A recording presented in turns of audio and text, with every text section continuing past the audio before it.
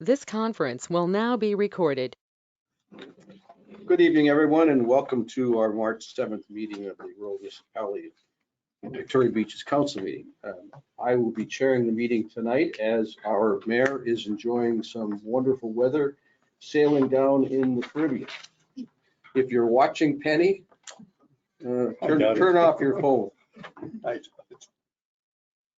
I would like to respectfully acknowledge that we are on the traditional territories in Manitoba of many First Nations, Métis, and Inuit whose footsteps have marked these lands for centuries. Now I'd like to introduce members of our council, starting on the screen. Steve. To my right. Ian Chadsey. Hello. Hello, I'm Graham Randall. And as I mentioned earlier, Erwin Compass-Miney. If I screw up tonight, please be easy on me. This is. Usually I get to introduce myself too, but. Oh, Who is Okay, that guy? that's right. I just walked in off the street. That's one I black collect mark. parking fees. One black Lawn mark Turner right there. scale. Yeah, thank you. If I get 3 strikes, do you get to take over? No, I'll give you the gavel after that. Sorry about that. We have a copy of the agenda, and I would like to propose a motion to, ask someone to propose a motion to adopt the agenda as presented. Pardon me, one thing, are there any additions to the agenda? No, we gotta move it first. Oh, sorry. Yeah. Okay, I'll second it. I got Ian moving it and Graham second. Discussion. any additions to the agenda? Graham? I have one addition. I'd like to get the container for our police department on the agenda and get it ordered, and get it done, get it over with. So So moved. we'll deal with that on its merits when we get there. Any other I have addition? a resolution to add to the agenda. I have received that, and that will be added. That's it. I got What's some- the resolution? I didn't receive it. The resolution, if you would like me to read it, as stated. Oh, We'll be sorry. adding it later. Oh, Sorry? it's okay. I got it. Thanks. Sorry. Ian. Okay. All in favor of the agenda as amended? Aye. Passed. Each of you will have received copies of the minutes of the February 21st meeting. As forwarded out to you earlier, we need a motion to accept the agenda, pardon me, the minutes. I'll second that motion. Okay. Are there any errors or omissions on those minutes? I've studied the minutes and they appear to be correct and accurate. All in favor of the motion to Aye. adopt the minutes? Tonight we have 5 delegations. I will remind everyone that there's a 10-minute limitation on your presentation. And in the interest of time, we've already received about 20 different delegations on the topic. So I'm looking forward to some new information. And I would ask that we refrain from rehashing what has already been presented. The first delegation does not deal with the snowmobiles. We have Laura Jones here, who's going to speak on shoreline. There we go. Ready to go, or did you want to introduce everyone else? No, we'll just go through as we one at a time, if that's okay. Sounds good to me. Hi, I haven't met many of you in person, just by email, a few of you, but I'm a public servant as well. So, and I really believe strongly in public service. So I want to thank you very much for investing your time and talents and efforts to serve our community. So thank you for that. And a bit of background on me. I have a cottage on Sunset.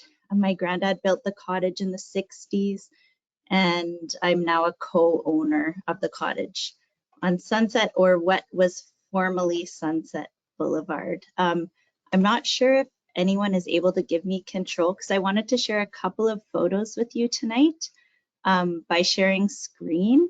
Would it be possible? I'm new to this Google Meet or GoToMeet. My favorite, yeah. So, anybody know? Or you could email it to Lon and he could put it up, maybe. Not from here. I'd have to go USB it and stuff. Can you? I can get a email it paper to you, print? but I have them handy if you can give me permission. I don't- Yeah, Sorry. okay, thanks. Let me see. See, it says screen with the line through it. Make a presenter. Should I do that? I'm just seeing the screen button on the bottom there. Viewer for presenter. If you want my lord, yes. You're the new presenter. I don't know if you can. There you go, yeah. Hopefully you can't see all of my messy desktop. Just make it bigger. Hold on, this is not the screen I want to present.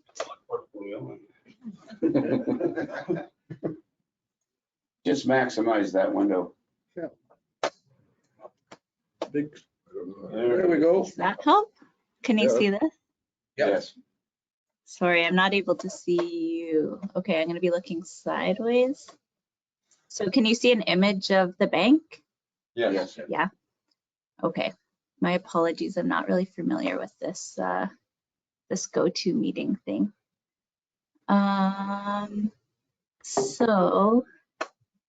But I wanted to talk about a couple things first. So I'm going to refer to my notes here. But first off, I wanted to say, I don't know how to actually unshare my screen now. I'll just Top leave it up. right corner- Top right corner, there's a little line. You can see my screen, it says, okay. Oh, well, I'll leave it up. We can all look at the bank at King Edward for impact as I speak to you. So our place is on, now on a cliff on King Edward Beach, formerly on Sunset Boulevard. And the land, Sunset Boulevard, my understanding is that this area was developed and planned and zoned. Sunset Boulevard was zoned for transportation, and the land beyond it, the municipal or crown land or a mix of the two, was the buffer, and that was the riparian zone. Behind Sunset Boulevard was zoned for development and sold and is being taxed for development, and that's where the yards are of the property owners on Sunset. And so from what I can find, the riparian zone, which is that land that kind of creates a barrier between one habitat and another, one environment and another. So the water environment and a different land use, which would be transportation formerly, which was Sunset and is now the private land owned for development and used for development. So we are in a spot where, as you can see here, there is no riparian zone left. It was washed away, and the direction that I can find from the province is that riparian zones should be protected. However, the instructions that it seems that they've provided everyone in order to do that are to leave these zones undeveloped and also naturally vegetated to maintain soil integrity and protection. I have a background in environmental science and environmental engineering by school and also professionally, but you don't need a background in either of those things. All you need is a set of eyes to look and see that allowing the land to be undeveloped and naturally vegetated has not protected the riparian zone. And it's nothing new, right? Like there are big storms that have happened in the 60s or the 70s, and then again in 2010, and then again last year in 2021. So we're in a spot now where it seems like the direction that we have is to protect riparian zones. And the instructions that we have are to leave them naturally vegetated and undeveloped. But as you can see here, and I'm thinking we could probably all agree that leaving it vegetated and undeveloped isn't helping to protect. I'm just going to show a picture. Like, this is kind of how the wave action hits. So what we want to protect against is storm action that we know is coming. We've seen it over time. The only thing that we know that's changed is that the magnitude of storms and the frequency is increasing and going to keep increasing in severity and unpredictability. So when the waves hit, they hit the bottom here coming in from the north or the northwest, and this vegetation along the top isn't protecting against the erosion action. I have another picture. These were taken in November, just beginning of early November of this past season. So here you can see the natural vegetation overhanging, and this is where the wave action will hit at the next storm on the sand cliff. So that's all I wanted to share for photos. If I can stop sharing my screen, I'm not sure how to go about that, if someone doesn't mind walking me through it again. Ian? I'm just thinking that you Just hit keep the talking. X and cancel it. But you can leave it up. I can't really see any of you, so I'd like to take it off so that I can see you. If Lon stops allowing you to be, like, removes your access, then that should fix it, I would imagine. I don't know. But stop webcam sharing. You've got it. Yeah, Right that's me. Well, that was you. Yeah. No, she's gone now. Oh, you turned off my camera. Yeah. Laura Jones has control. I have control, but no camera. You don't? So you Okay. probably need to give it to us now. Stop sharing your webcam. Sorry. That's okay. I'm sorry, I'm not familiar with this platform. Yeah, me too. Can you see me? No. You could just leave the meeting and come back. I think that's easier. You promise you'll let me back in? Okay, I'm leaving. I'm coming back. Hold on. Having such a hard time. Screen. Share screen. Graham must have left too. I'm not familiar with the all the terms. Yeah, he's still on. It's just if you switch over to the active cameras, then it'll allow any people just to see that the cameras are actually active. So when he turns it on, you should be able to see them now if you just turned it on. You want me to go back to active cameras then, Steve? Or- Yeah, if you keep it on active cameras, then that will help people at home to be able to see just people who are talking. There we go. You're back. You're back. Sorry for the delay. Okay, so all of that, I hope I'm not compromising the time, but all of that was to show kind of the situation where we are. So we're super concerned. We're very, very concerned that our yard is going to, the land is now past sunset, and now our yard is going to be a part of the beach, and that to leave it naturally vegetated and undeveloped is not a solution to erosion that we know is coming and storm action that we know is coming. It's not protecting against that storm action that we know is coming. So that's my worry. So I know that we don't have instructions from the province on how to approach this and what to do other than to leave it naturally vegetated. But having said that, just because we don't have instructions, we've seen, like, it feels like everywhere other than like Connaught Beach, King Edward Beach, Patricia Beach, and Arthur Beach and Clubhouse Beach, we have seen people putting protection in place where it's needed. And I think that that's what we need to do, because it's very clear that our yards are going to end up on the beach if we don't. Have you talked to your neighbors about this? Yeah, everyone's very concerned. So I guess what I'm sandbags? That, Oh, is that the Okay, this is where the sandbags is going, right, No, Laura, or is this a different spot? different spot. Oh, it is, sorry. Yeah. Sorry. So Laura, what are you asking council to do? So what I'm asking, I guess I'm asking to see if we can agree on two things. And then I want to let you know one thing, which I think I've let you know, but I'm asking if we can agree that looking at the pictures and the state of the bank and knowing what we've known since like the 1970s, can we agree that we need protection in place against erosion that other than natural vegetation, like natural vegetation, can we agree that that's not adequate? It hasn't been adequate. Steve? It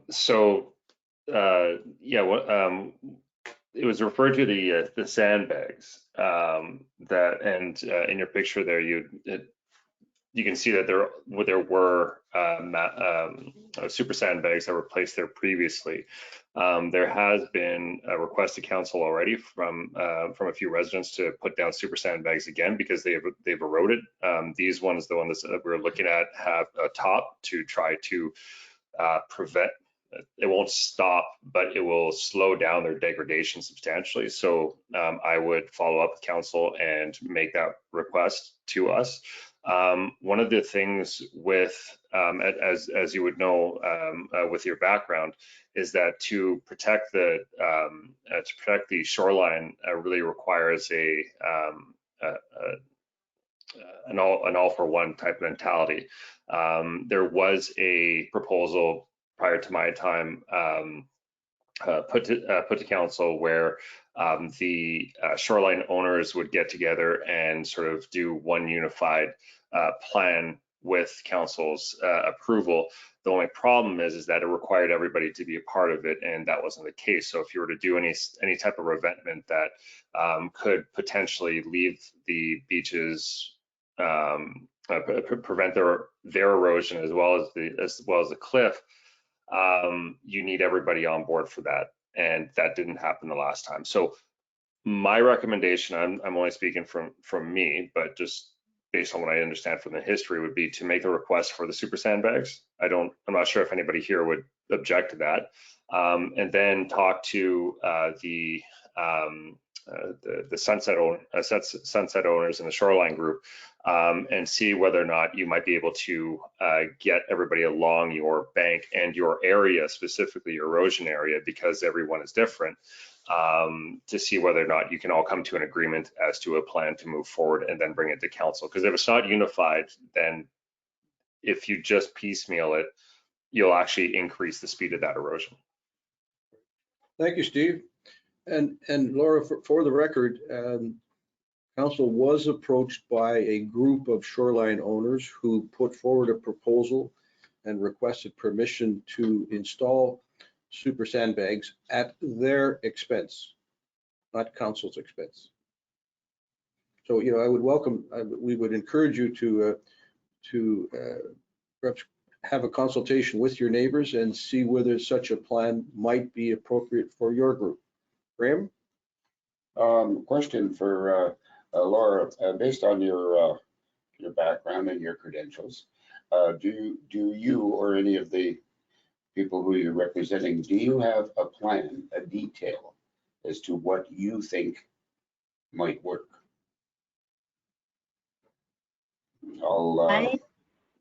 I don't have a plan, a specific plan. Like Steve mentioned, I am aware that it's a question that we would need to have a lot of people on board with the same type of plan, so that we're not pushing one problem onto someone else, and so that we have as robust of a solution as possible if it's across a wide stretch.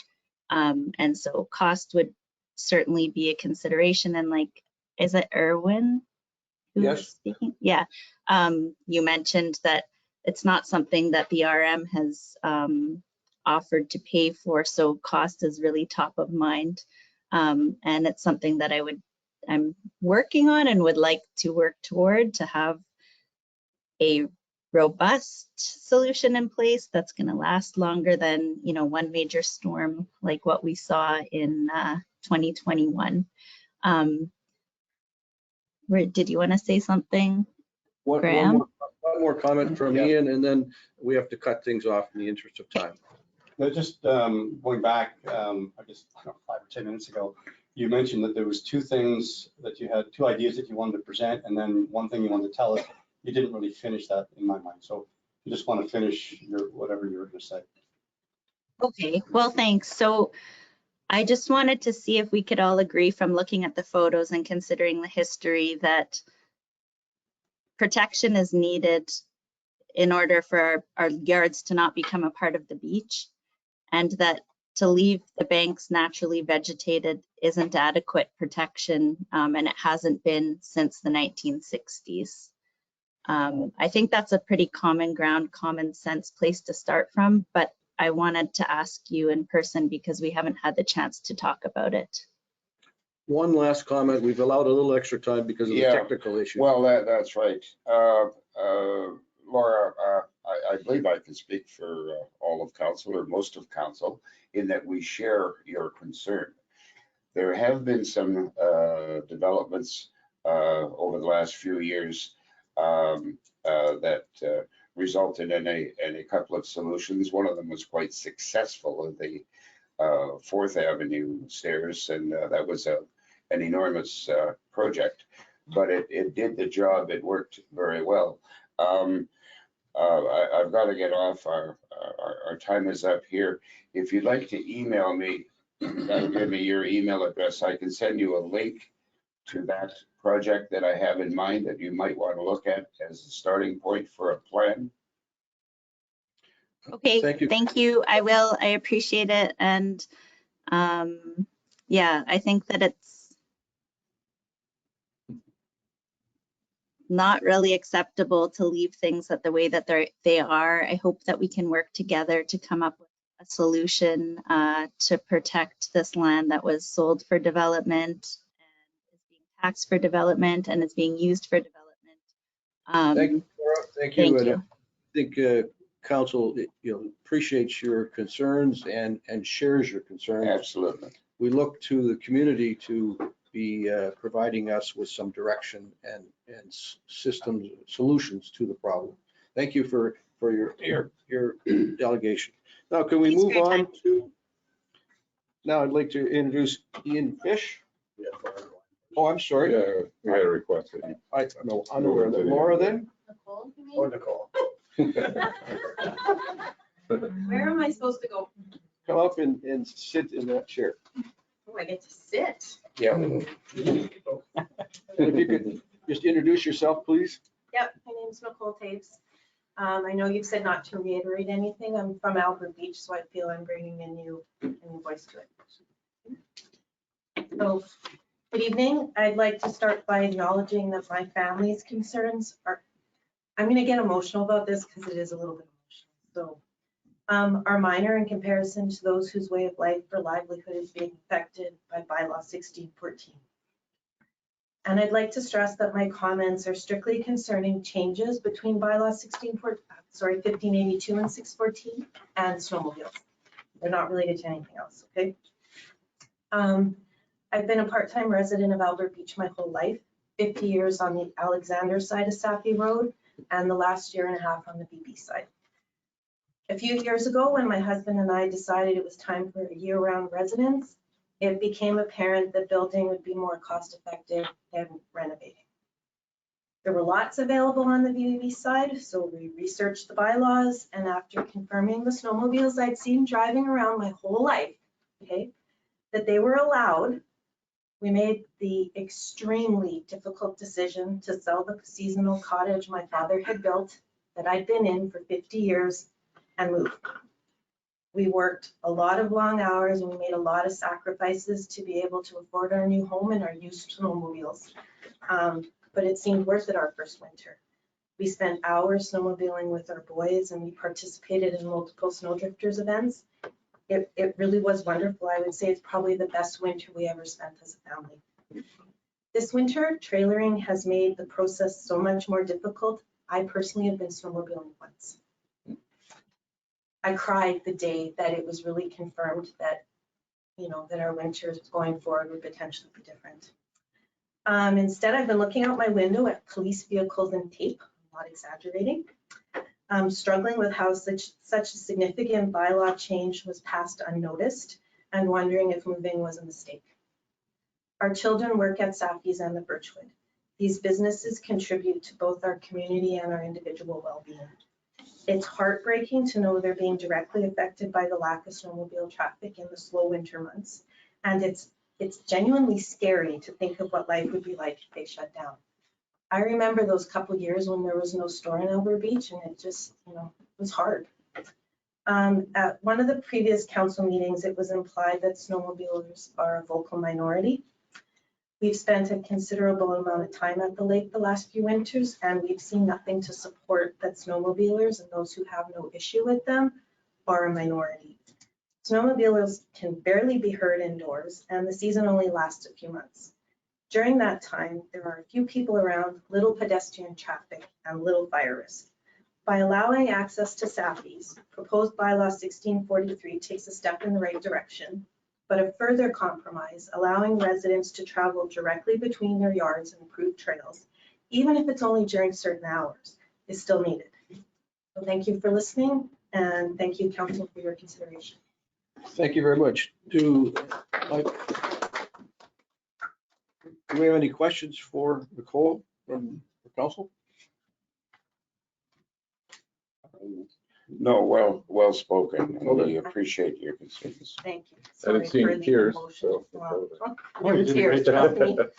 You did a great job. Now, who's next? It would be Ian? Graham? Okay, Randy. Graham, take it away. Terrific. I will not spend too much time on things that have been hashed out before, but just a very quick review, because it's been established fact now. We've got roughly 60 years of history with no instances of collisions between pedestrians and snowmobiles whatsoever. No delegate promoting a ban has ever brought that up or tried to sell that. And we've heard from councillors past and present that have attested to the same. Some have tried to tell people that break-ins are due to snowmobiles, but when we retrieved actual data provided by the VB police, that's been exposed as a falsehood. In short, we believe that this ban was predicated on fear and conjecture that came mostly out of the VRA area and really arose from the time when we had the COVID winters. Weather was warm. A lot of people were out that never saw 60 years of snowmobiling before and thought that this was the beginning of something bad that required intervention and regulation. And there was people around quick to capitalize on that and try to sell them on a few more fears and conjecture, as I spoke of. So that's all I'm going to say about the past. What I want to deal with today is the restrictions being imposed in the VRA. We've got other people to talk about statistics, Métis rights and things like that. I want to talk about the VRA because we're always taking the opportunity to say we're somehow different than everywhere else in the RM. Still, having said that, this doesn't have to be so adversarial. We're here today, and we've been coming here to allay your fears and dispel conjecture from fact. And you'll hear our concerns, and you'll know how it affects us. And we all need to remember, we are all citizens of Victoria Beach. Every one of us loves the beach in our own way and wants the best for the community. So first of all, property values. When people contend property value is going to drop, I wait for them to back it up with some sort of fact, and it never comes along. We, on the other hand, as snowmobilers, are very aware of our situation year round, and we know that there's been 60 years of unfettered snowmobile use, and we can confidently point out that none of it has contributed to property value drop.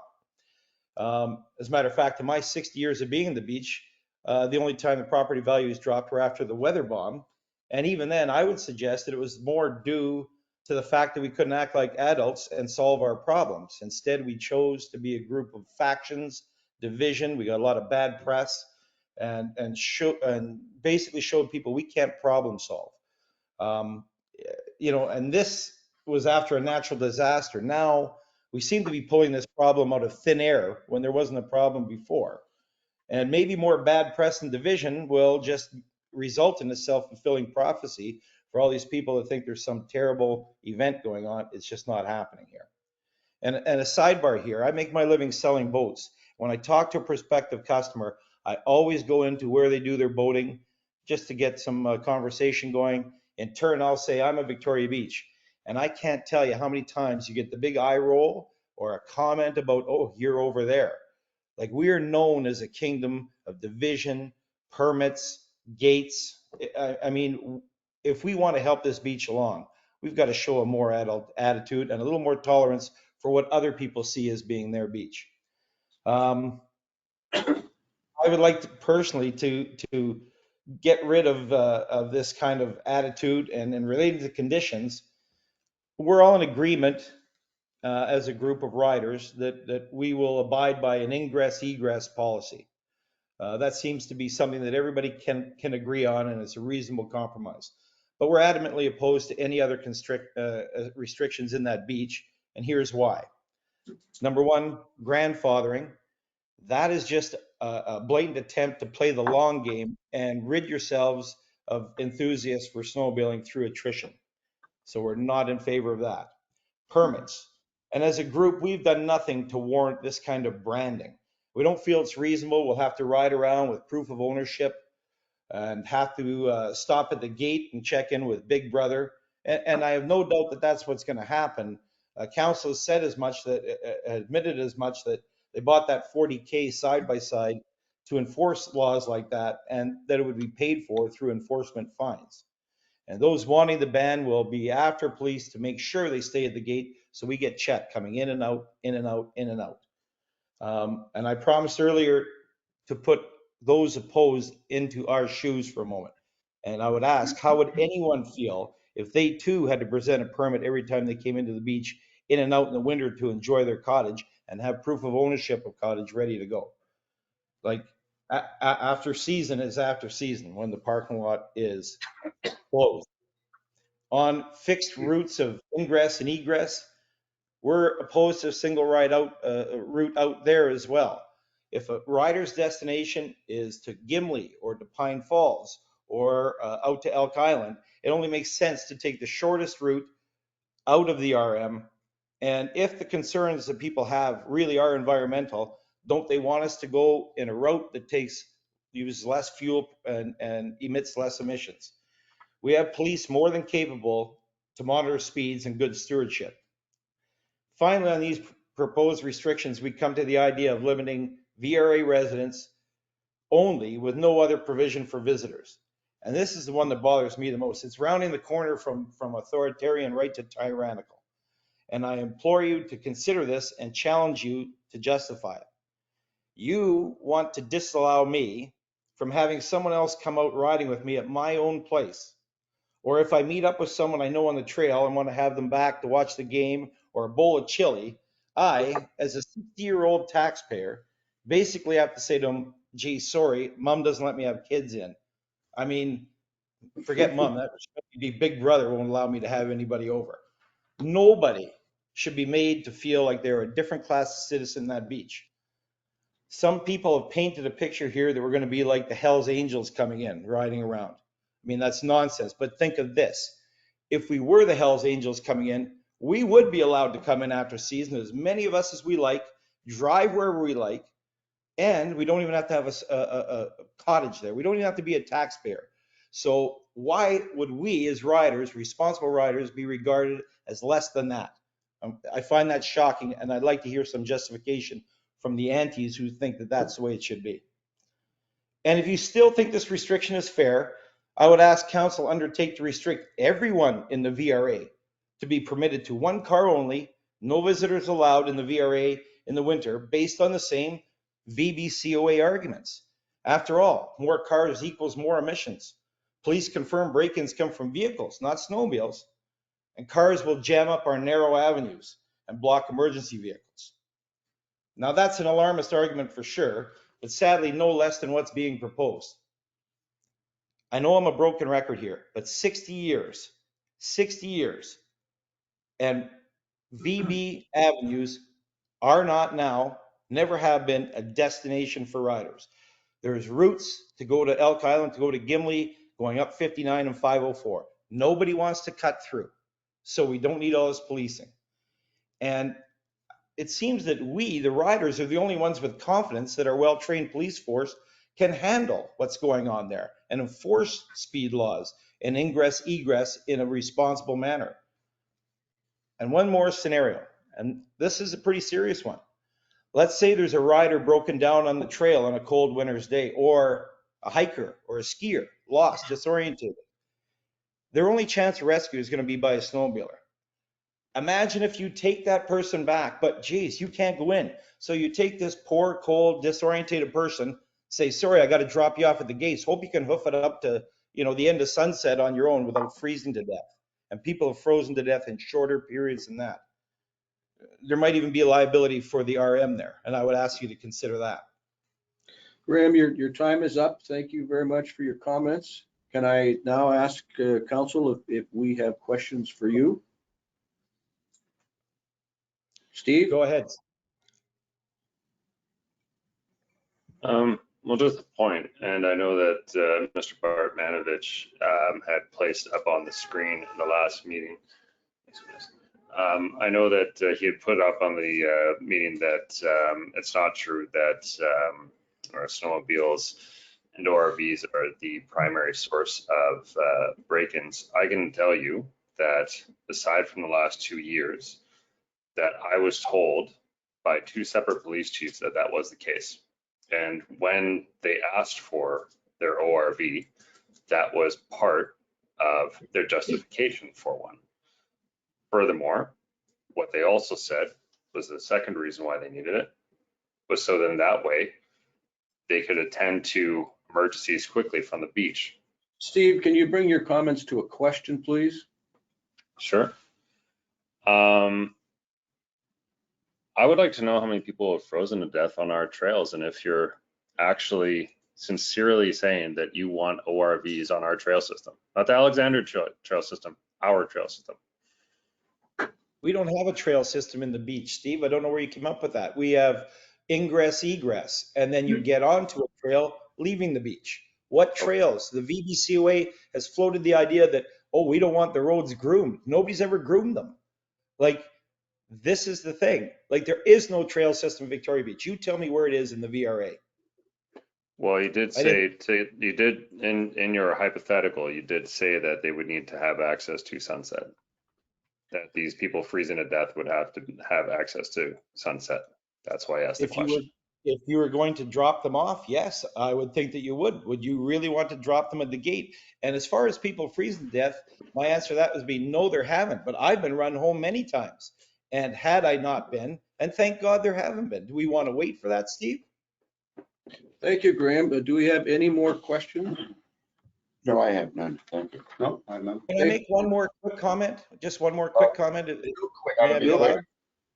I'll be very quick. I just would like just to issue a bit of a, not, I won't call it a challenge, but to Mr. Taylor, I know he's in attendance there. When they put forth a survey, I am very curious to know how many, not people will sign it, but ratepayers. How many ratepayers, how many households are against this? And I challenge them to divulge that, not how many people you can get to sign it. Because I would wager that the statistics, the amount of people against would be the same, but you would see that it is a very small group that it has been pushing this agenda. And I would argue very quickly that we have got more people, just one person per household to sign, way more than riders that we have.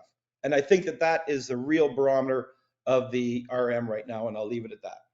Thank you, Graham. Okay. Carrying on, who's next on the list? No. No. No.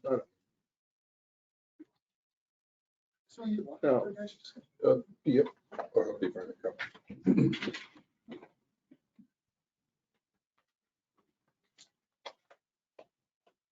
Wait a second.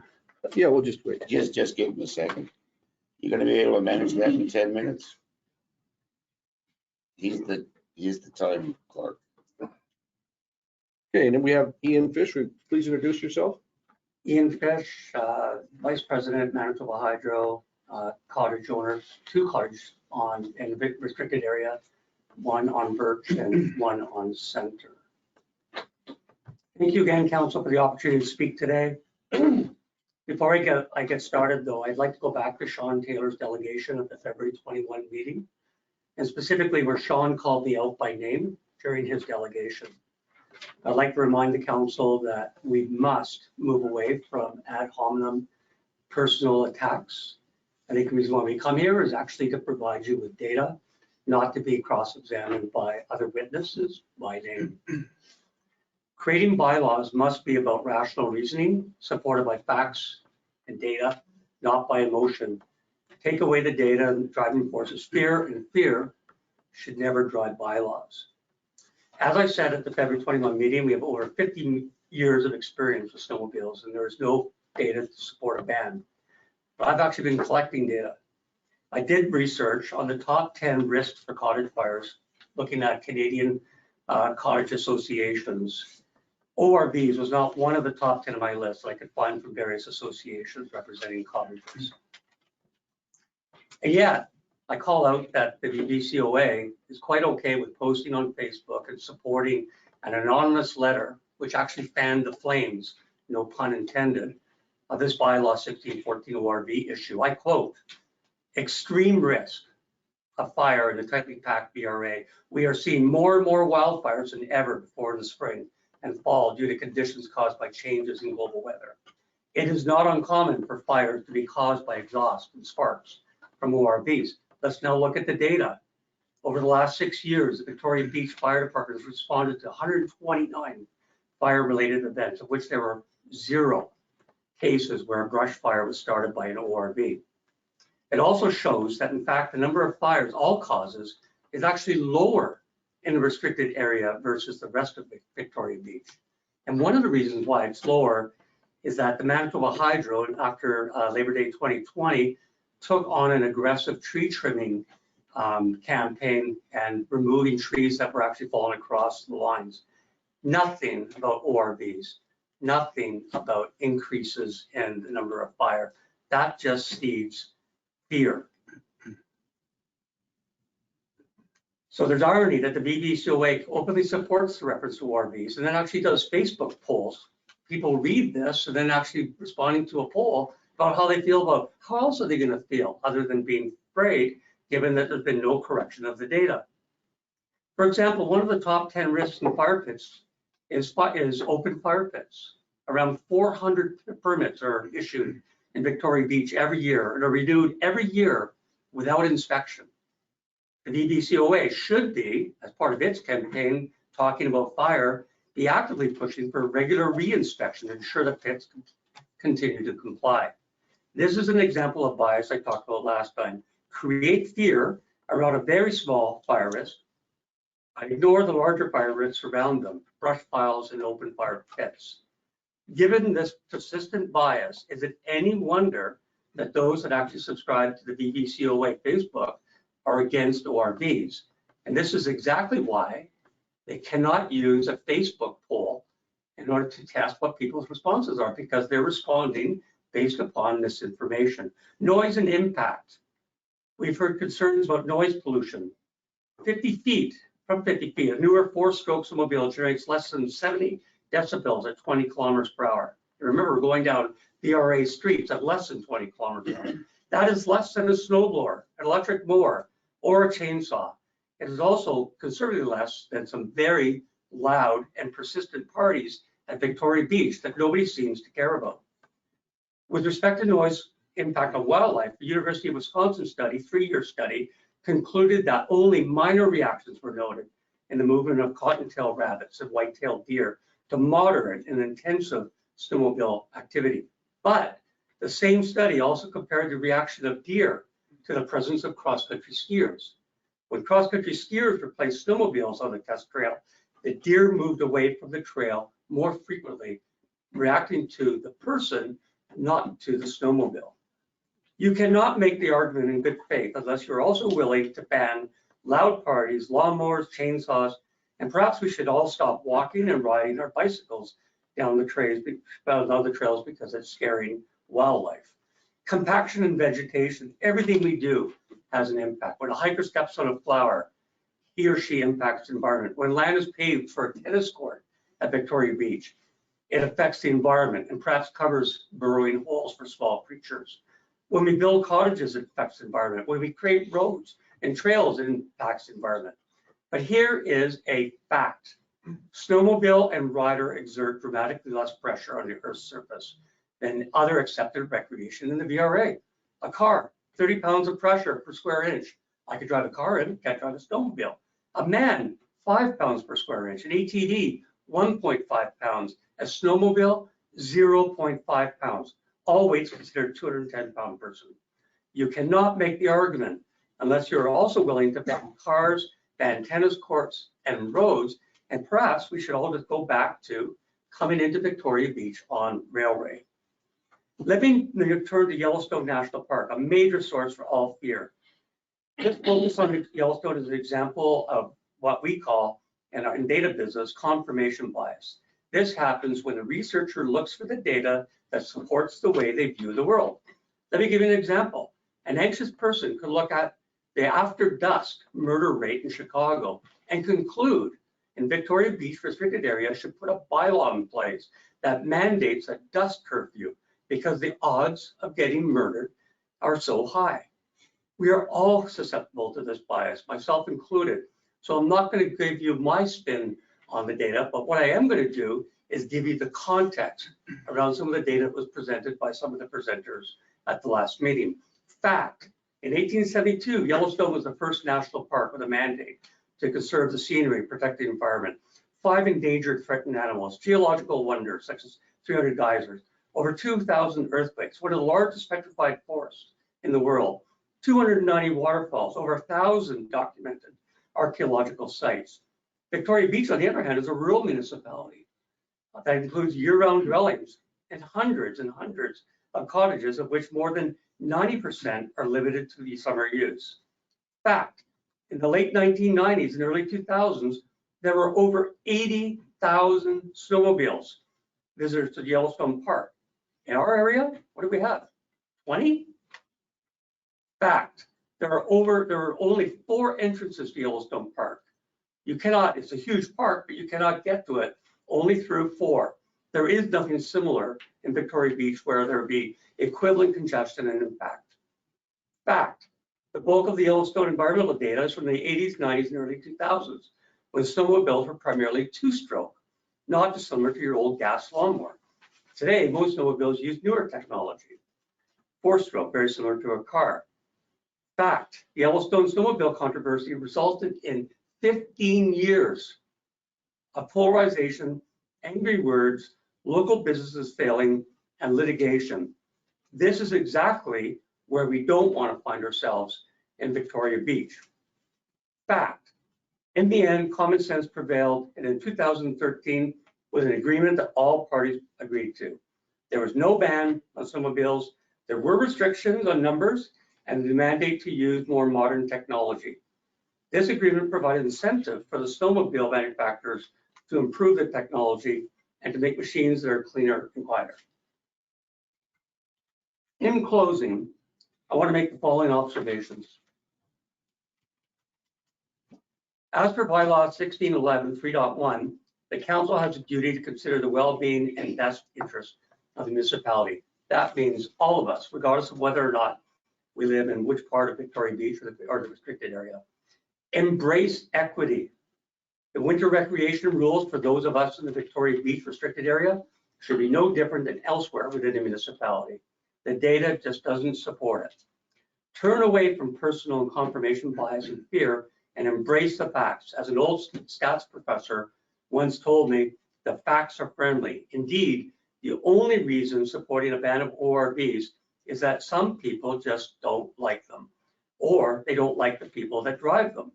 As alluded to earlier, the people that drive them will be the people that will cause thefts. Should the RM of Victoria Beach be telling people what winter recreations they can and can't do? Watch out for hypocrisy. Wherever there's personal bias, you'll see hypocrisy. Someone yelling about ORV fire risk cannot ignore open fire pits or huge brush piles along the roads. Someone protesting the environmental impact of modern snowmobiles cannot ignore the ecological impact of grandfathered outhouses. or the impact of laying concrete over a vast area for tennis courts, or the fact that they themselves drive their cars to Victoria Beach.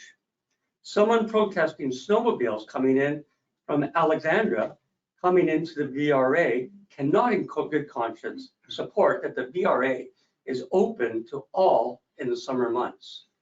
Someone protesting a legitimate petition cannot counter with a Facebook poll that was said would not be used for official purposes, but then was presented with data last week or 2 weeks ago, because it's built on a foundation of fear, opinion, and mistruth.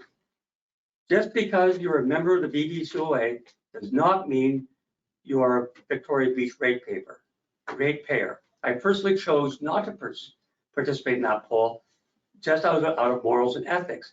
It's a poll that has no meaningful foundation and should not be used as a scientific tool. In summary, Council, I trust that you will do the right thing and act quickly to repeal 1614 and replace it with a bylaw that provides all current and future Victoria Beach municipality residents with reasonable, fair ORV ingress and egress to the established trails. Thank you very much. I appreciate the opportunity. Thank you, Ian, for your interesting, stimulating comments. Can I do it? You got it right on time. Council, any questions from Ian, for Ian? Steve? No. Just 2 points to clarify here. First was, while I appreciate the fire comments that keep coming up, the bylaw as it stands also bans ORV use, as did the previous one, during drought conditions. So that's governed by the fire chief. So we were very much aware of that. We were drafting those bylaws. And then the second thing is, just for clarification regarding fire pits, we actually do revisit the permitted locations. That was part of the last How goal. often? Sorry, the last time that we went around a couple of, I guess it'd be 3 years ago now, the last time that we How looked at it. often? The goal is to try to do it every 2 to 3 years. The issue has been getting everything registered properly. So if you'll take a look at it, the requirements are quite extreme in comparison to most RMs. But Steve, all sites will be revisited. Steve, could you please come to your question? I just wanted to clarify 2 points that the presenter had made. Anyone else have There were 2 accusations made against council, and I clarified them for him. Just with the fire pits, if it's a new fire pit that we're not aware of, we'll try to get Curtis to have a look. If it's one from a previous year, we rely on them, are any changes made, and we ask them to send a picture, that kind of thing. And Curtis might try to He get does out there and see review it, it annually. So to clarify, the comment I was making though, it was within the context of, was that there's a posting, several postings on the BBCOA prior to the posting of the poll, speaking about the extreme fire risk, right? So what I'm referring to is not the good work that the council has done.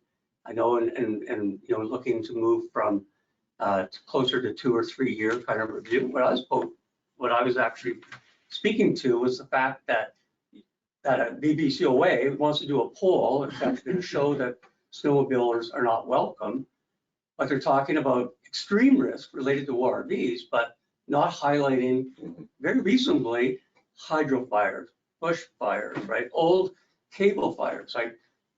I'm looking at it and saying, I'm looking at this and that risk.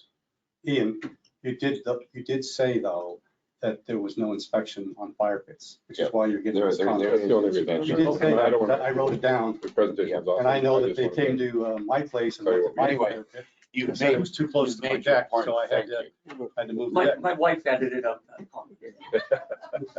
Thank you, Ian. Appreciate that. Yep. And I believe that the last presenter will be Jerry Barassa. Please introduce yourself. I'm Jerry Barassa. My wife and I own and operate Southeast General Stores amongst a few other businesses in the beaches area. I'm going to get to it, and I'm going to try my best to get done in 10 minutes here. Okay. So away we go. First, I want to mention that we are thankful for the council members willing to serve. With this privilege, however, of service comes the responsibility to act in the best interest of residents. Question: was the creation of bylaw 1614 really in the best interest of residents? Tonight, I want to review the facts of this matter as we see them and ask a number of pointed questions. The amendment to bylaw 1614 that we have proposed through our petition is not a sweeping change as some have characterized it. To the contrary, bylaw 1614 was the sweeping change with no compelling basis, upending decades of precedent which had allowed ORVs access within the RM, having questionable support, concluded during COVID, not enforced for 2 years, which is notable itself. Adds nothing from an enforcement perspective that's not already covered by the provincial government, and has been characterized as flawed or a mistake by a majority of the council members who passed it back in 2021. Our petition is a popularly supported effort to reestablish the precedent that has existed for ORVs here at the beach since their inception. The same petition has the support of a majority of council members. So here's our dilemma. When discussing these facts with our supporters, i.e. the people who signed the petitions, the number one question that comes up is, what's the problem? You have the support, you have the facts, you have the votes. So gentlemen and lady, if Penny is listening, what is the problem? Seriously. I felt compelled to come this evening and speak to what is viewed as a lack of any discernible action, rather than wait until next council meeting at the beach in 2 weeks' time. Time is important here for many reasons.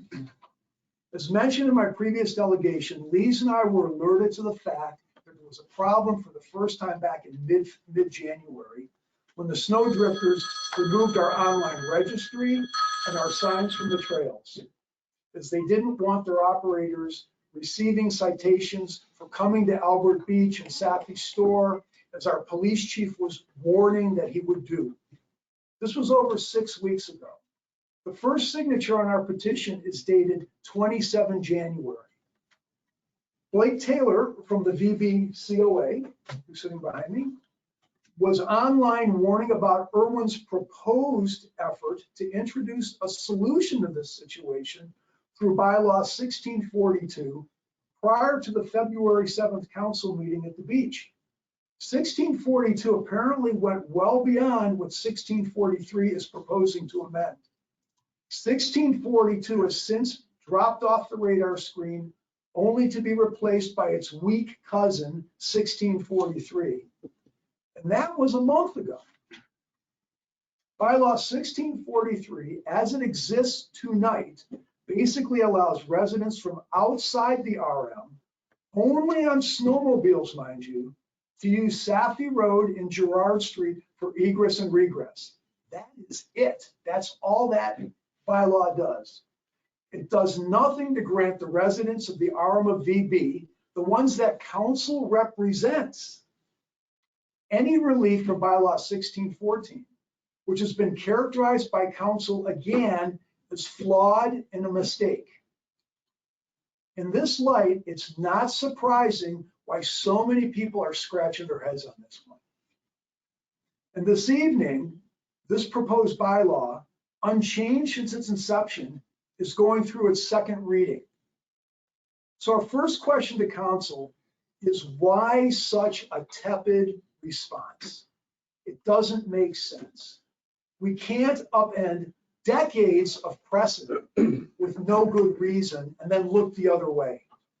In addition to the one glaring question that everybody is asking, we have a few more pointed questions. Let's start in the furthest extremity of the RM, Albert Beach. Why is it under 1643, residents on the Alexander side can use Saffy Road and Girard Street for their snowmobiles, and residents across Saffy Road in the RM of VB cannot. What logic are we following here? Seriously. Are you aware here,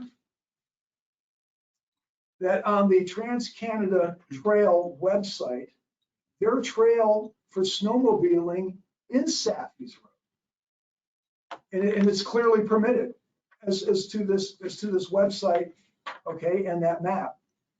Why is it that after snowmobile season, after the season for snowmobiles is over, it's the entire area, and I'm talking about Albert Beach, why is it it's locked down for any ORV traffic? And Saffy store remains as quarantined as it is today. Okay, so nothing changes. And while we're talking about Albert Beach, what compensation is the RM willing to come up with for Saffy's expenditure on this winter traffic, as well as the damage done due to lost sales? The legal term for this is quiet enjoyment, which we were denied through adequate notice. In regards to the residents on the island of Victoria Beach, why are their snowmobiles restricted to no egress, regress to the trails, while the snowman trails there are groomed and open?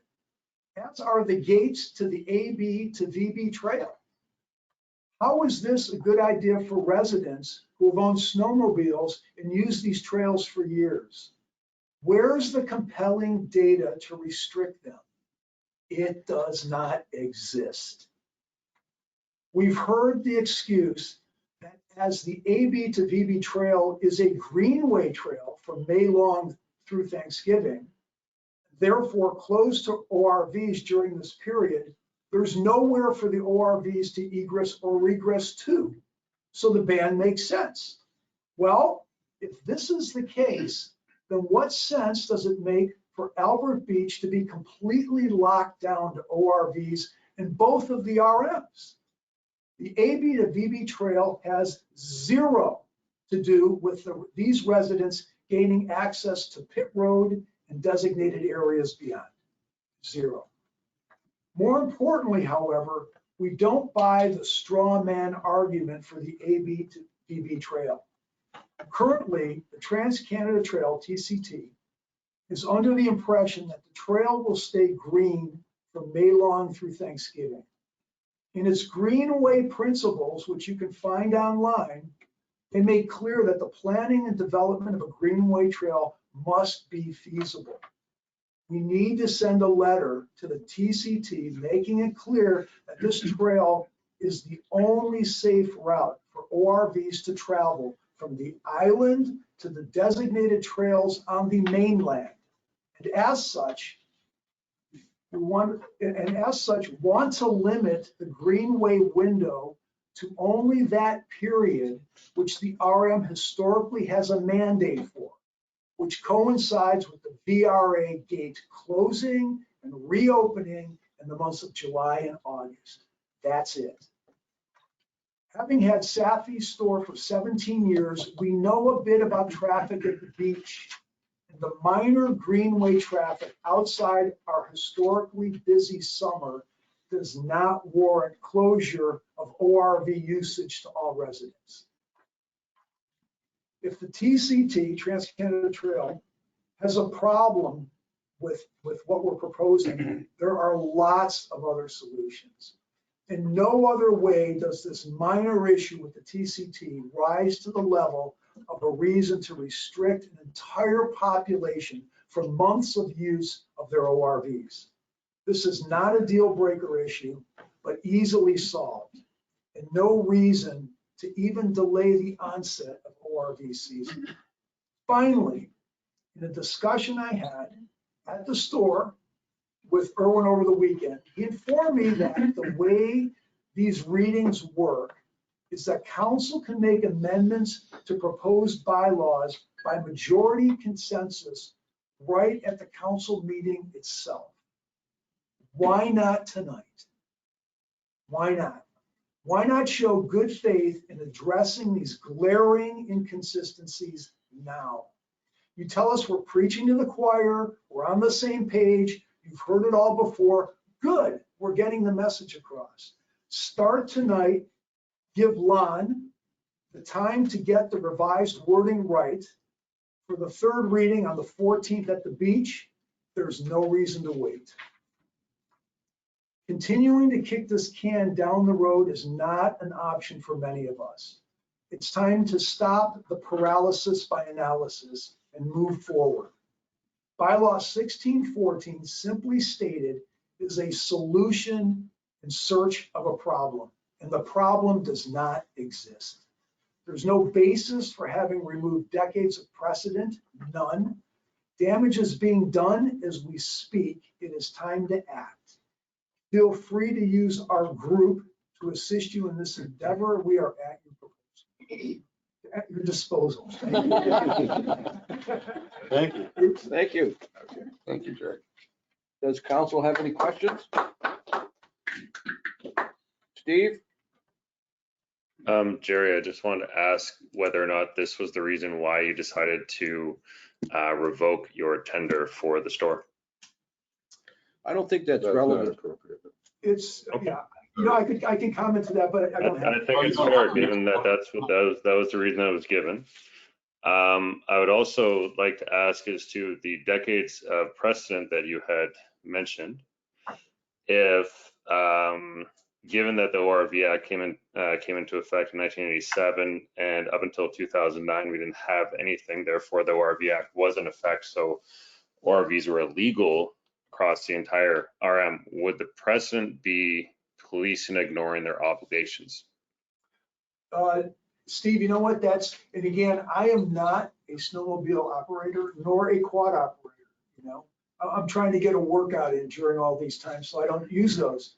But basically talking with like I mentioned Stuart McFish earlier, Gordon Kay, Kevin Attia, and a slew of other people that I've talked to, you know, throughout Manitoba, okay, egress and regress has been allowed literally everywhere. So there is an understanding between law enforcement and the users of this, as there was in VB. If you talk to any of the old families that have been here, you know, going back to literally the 30s and the 40s, which was before snowmobiles, whatever, they had no issues. That's what I'm talking about, decades of precedence. That's what I'm talking Okay, so my next question would be, is it fair then to Albert Beach, who clearly stated the last time we went through this for the petition for the bylaw that we have into effect right now, that they did not under any circumstances want summer ORVs? Is it fair to them to open our municipality up to summer ORVs? Given that Albert Beach specifically said that they do not want them. Well, you know, okay, all I can say is I do have a little bit of a feel for Albert Beach. I do have my ear to the ground there. I never, ever heard that, number one. And number two is I would be willing to bet that the vast majority of people in Albert Beach were not aware that this is simply an egress regress issue. And that's okay, because we have a signed petition. all we were talking about. Okay. My next question was just to your point, and this I think really just highlights the whole reason for the confusion and this history of which you brought forward, which was sent in a letter from a resident who was upset, who is an ORV owner, and stated, this past summer I was stopped by the VB summer students while driving my ATV to move a trailer full of furniture, et cetera, et cetera, et cetera. They were letting me know that what was transpiring with the rules for ATVs, and there was going to be a meeting with a former counselor, not going to say his name. Immediately after the meeting, they came over to my place to confirm that everyone could ride an ATV without worrying, as long as everyone stayed in the ditches and following the egress out of the RM to Alexander. The following day, they called to apologize and that they had been told unequivocally to enforce the bylaws. This is where this confusion has come. Steve, what's your question? The point, it's a point. to this whole idea that there is this, that this has been okay this entire time. We had former counselors telling people, it's okay, don't worry, as long as you're doing this. It's frustrating that we're getting here, and I understand your frustration. I do. Because reading this email and a couple others very much like it, explains the reason why the last time we went through this process, the reason why when we put the bylaw on the internet, when we had all these consultations previously, that it all died. And it explains the reason why the counselors who are sitting there right now are suddenly backpedaling Can and you saying please that ask a question? I don't have a question for that. It's just stating facts so everybody understands as to how we got here. Just a comment, we're all very concerned about getting this problem solved and doing it right. I think what you're going to see in a few minutes when 1643 in an amended form, it's taking several steps to make some changes. We're taking steps that we think are as far as we can go at this point.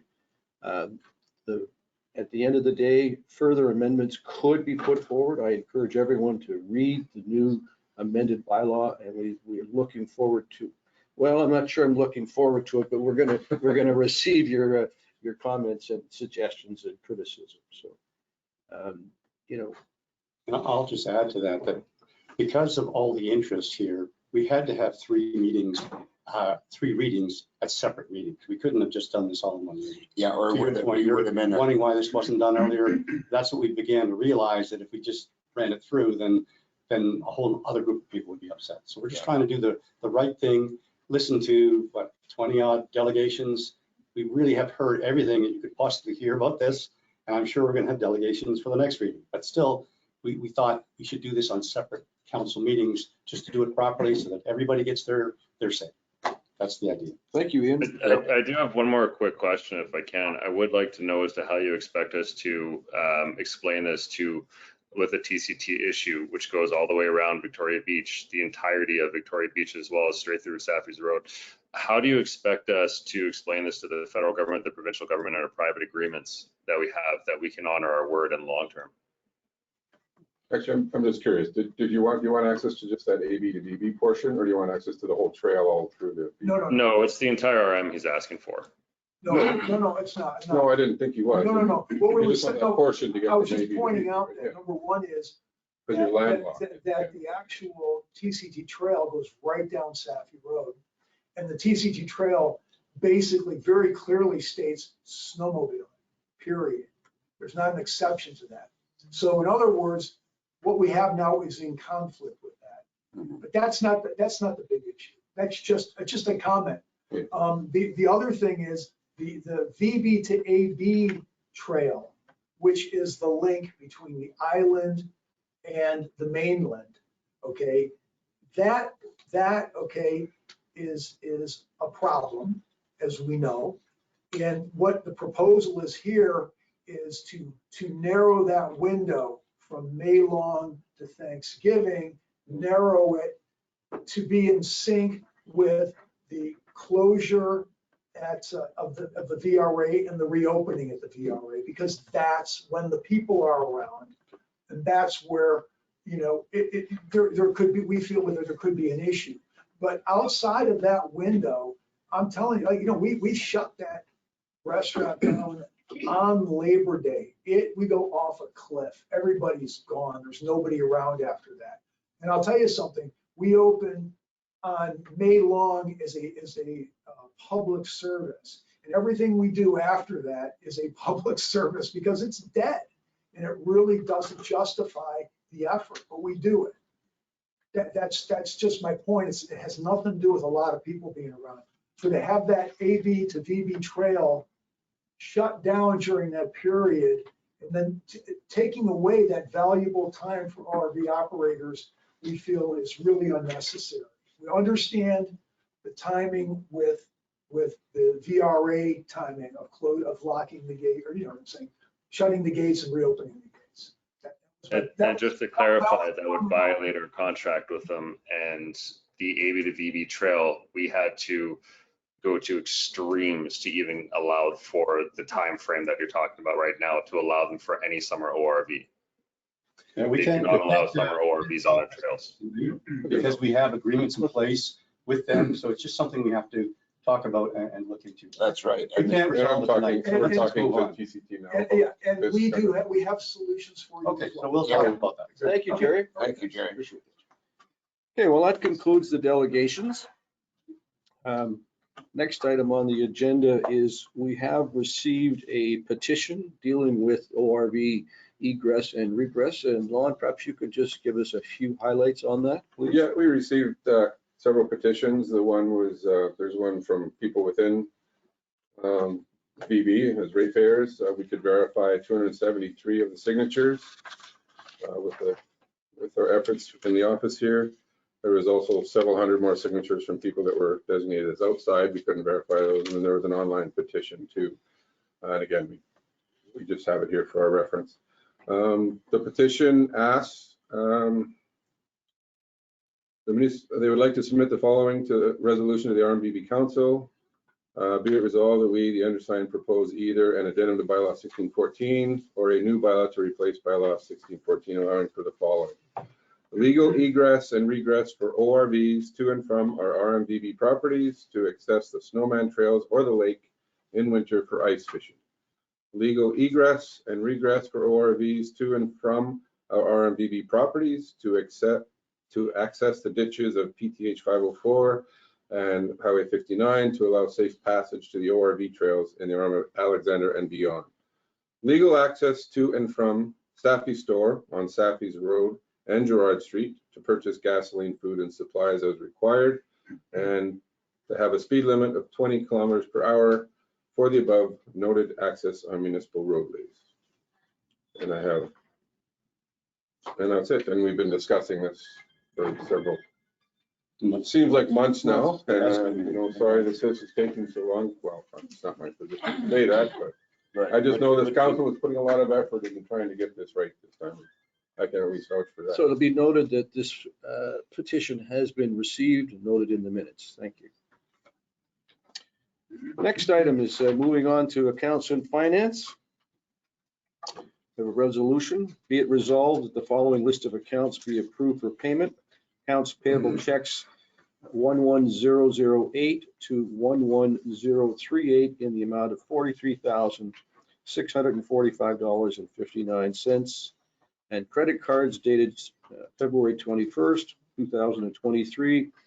Statement balance owing of $4,065.98.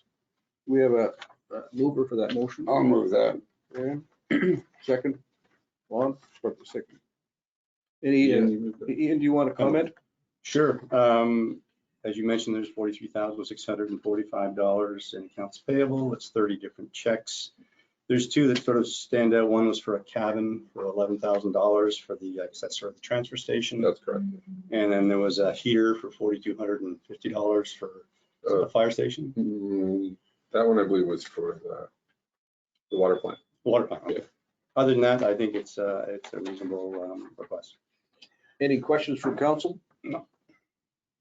I agree with Ian and his overview of the accounts. All in favor of the resolution? Aye. Passed. Thank you. Point of order, sort of. I'm not sure if you call it that. Could we take a short washroom break? Is that in the cards? Let's take a 5-minute break, please. Back Pause to, the recording. yes, pause. This conference will now be recorded. Okay, Erwin, you're on.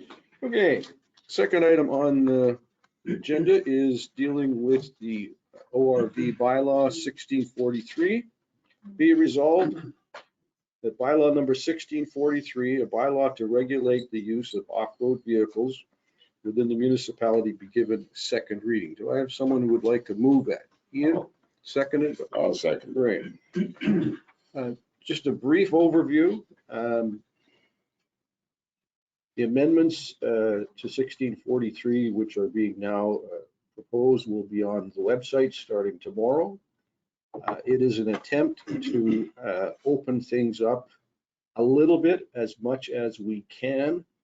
We are concerned about the current constraints that TCT put on the AB to VB trail. And it is council's intention to open up some discussions with them to see whether or not any adjustments can be made. We're not anxious at this point to kick sand in their face. That's not the way council wants to do business. We will conduct ourselves in an orderly way and have some open discussions. I know that some people will not be happy with the solution. It's not as much as I would like to go, but I don't speak for council. I speak for myself. But we are working to see if we can't open things up as best we can within the constraints that we have. Please take the time to read the amendments to the bylaw as presented, and we want your feedback.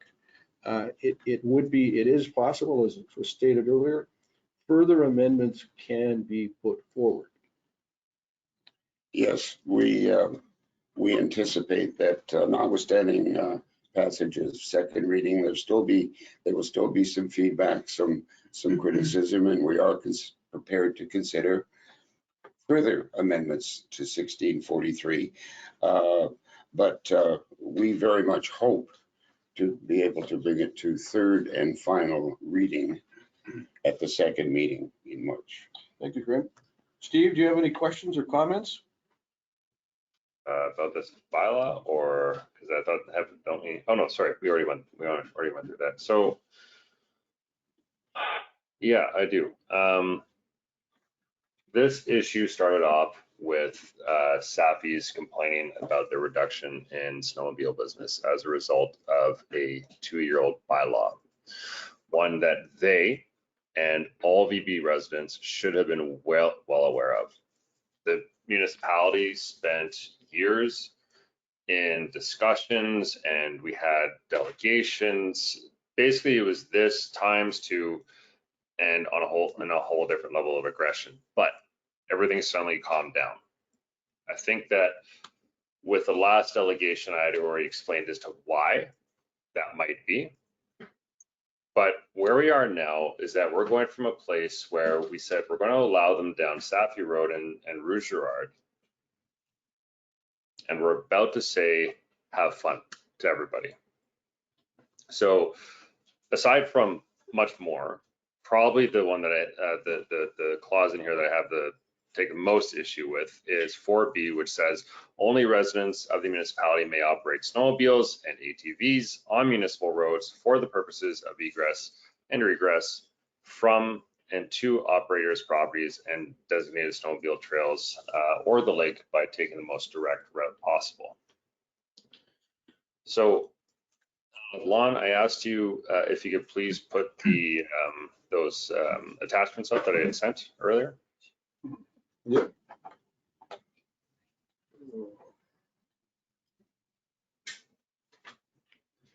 So I sent these off to council previously, and I just chose 4 random spots in the municipality. Each star would represent essentially one location that you could might have an ORV. I don't know if anybody in that location does. If you take a look at either of those, based on this definition, those are all the very easily justifiable routes that somebody can take. Can you show the other 2 images that I sent? Yep. Thanks. So one was in Wanasing, one was on the north side, one was in the VRA, and then one is over in Sandy Bay. Again, the most direct route is entirely subjective. We don't write bylaws on subjectiveness. You need something in a bylaw, you need something in a law to be definable. And the shortest route can really be anything. Not only that, but it is very easy for somebody to say that I took a wrong turn. Happens all the time. And most police are completely willing to say, we'll give you a pass. So based on this only being for egress and regress on the most direct route, completely unenforceable is basically what we're going for here. But again, we started along Safi Road and Rouge Girard. And now what we're about to do is say the whole RM. But not only that, we're about to say for snowmobiles and ATVs.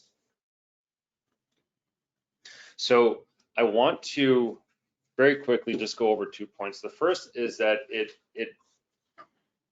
really astounds me how in recent years the Canadian understanding of rights has changed. Because previously the understanding of rights in Canada was my rights end where yours begins. We always thought about our neighbor. We always thought about the people that were affecting us. Now it seems as though our rights is whatever I want and whatever I used to be allowed to do. It's completely changed. And we have a history in Victoria Beach of trying to reduce sound and noise and trying to be away from development as much as possible. We have the only bylaw in this country that forbids vehicular traffic in some capacity. Yes, it is only in the VRA, but that mentality has permeated to the entire municipality, the full island as well as Albert Beach. It is one of the only places in this country that you can feel safe to allow your kid to go run around. And the reason that that is there is because of this original idea that we are going to try to be as exclusive from vehicular traffic and development as we could. Now, to put some context onto this whole issue, I've already talked about the ORV Act into the ground. Everybody understands that despite what people like to say, it was illegal from 1987 to 2009 to drive an ORV anywhere in the municipality at any time of year. Simply the police were ignoring the issue. Now, back at that time, two seconds. Can you make your point? I'll wrap it up, and here's my final point, which in 2001 to 2006, our population went from 265 to 388 permanent residents. So that's an increase of 46.41%. Shortly after that, we wrote the first ORV bylaw. From 2016 to 2021, our population went from 398 to 689. That's an increase of 71.1%. So we're not talking about the same situation. If we just simply imagine that the same percentage of people back then have ORVs now, we're talking about a massive increase in the number of these vehicles. It is not the same situation as it used to be. And we need to get back to our roots. And the fact that we are ignoring what so many people have written in about and simply saying that they copied and pasted a pre-written letter, that is simply not acceptable. So in the resolution that we're going to be reading next, I'm asking for us to have a proper census, if not a census, a survey of all residents of Victoria Beach, because this is what I proposed the last time, and this is basically where it ended because we know how it's going to end. We know what the results would be, that we have a census or a survey of the residents to see what they actually want. Steve, the issue of the survey is on the agenda at a later point. So I understand, but I also know that that can be stifled, and I wanted to get that out of the way now so you don't have the opportunity to do that.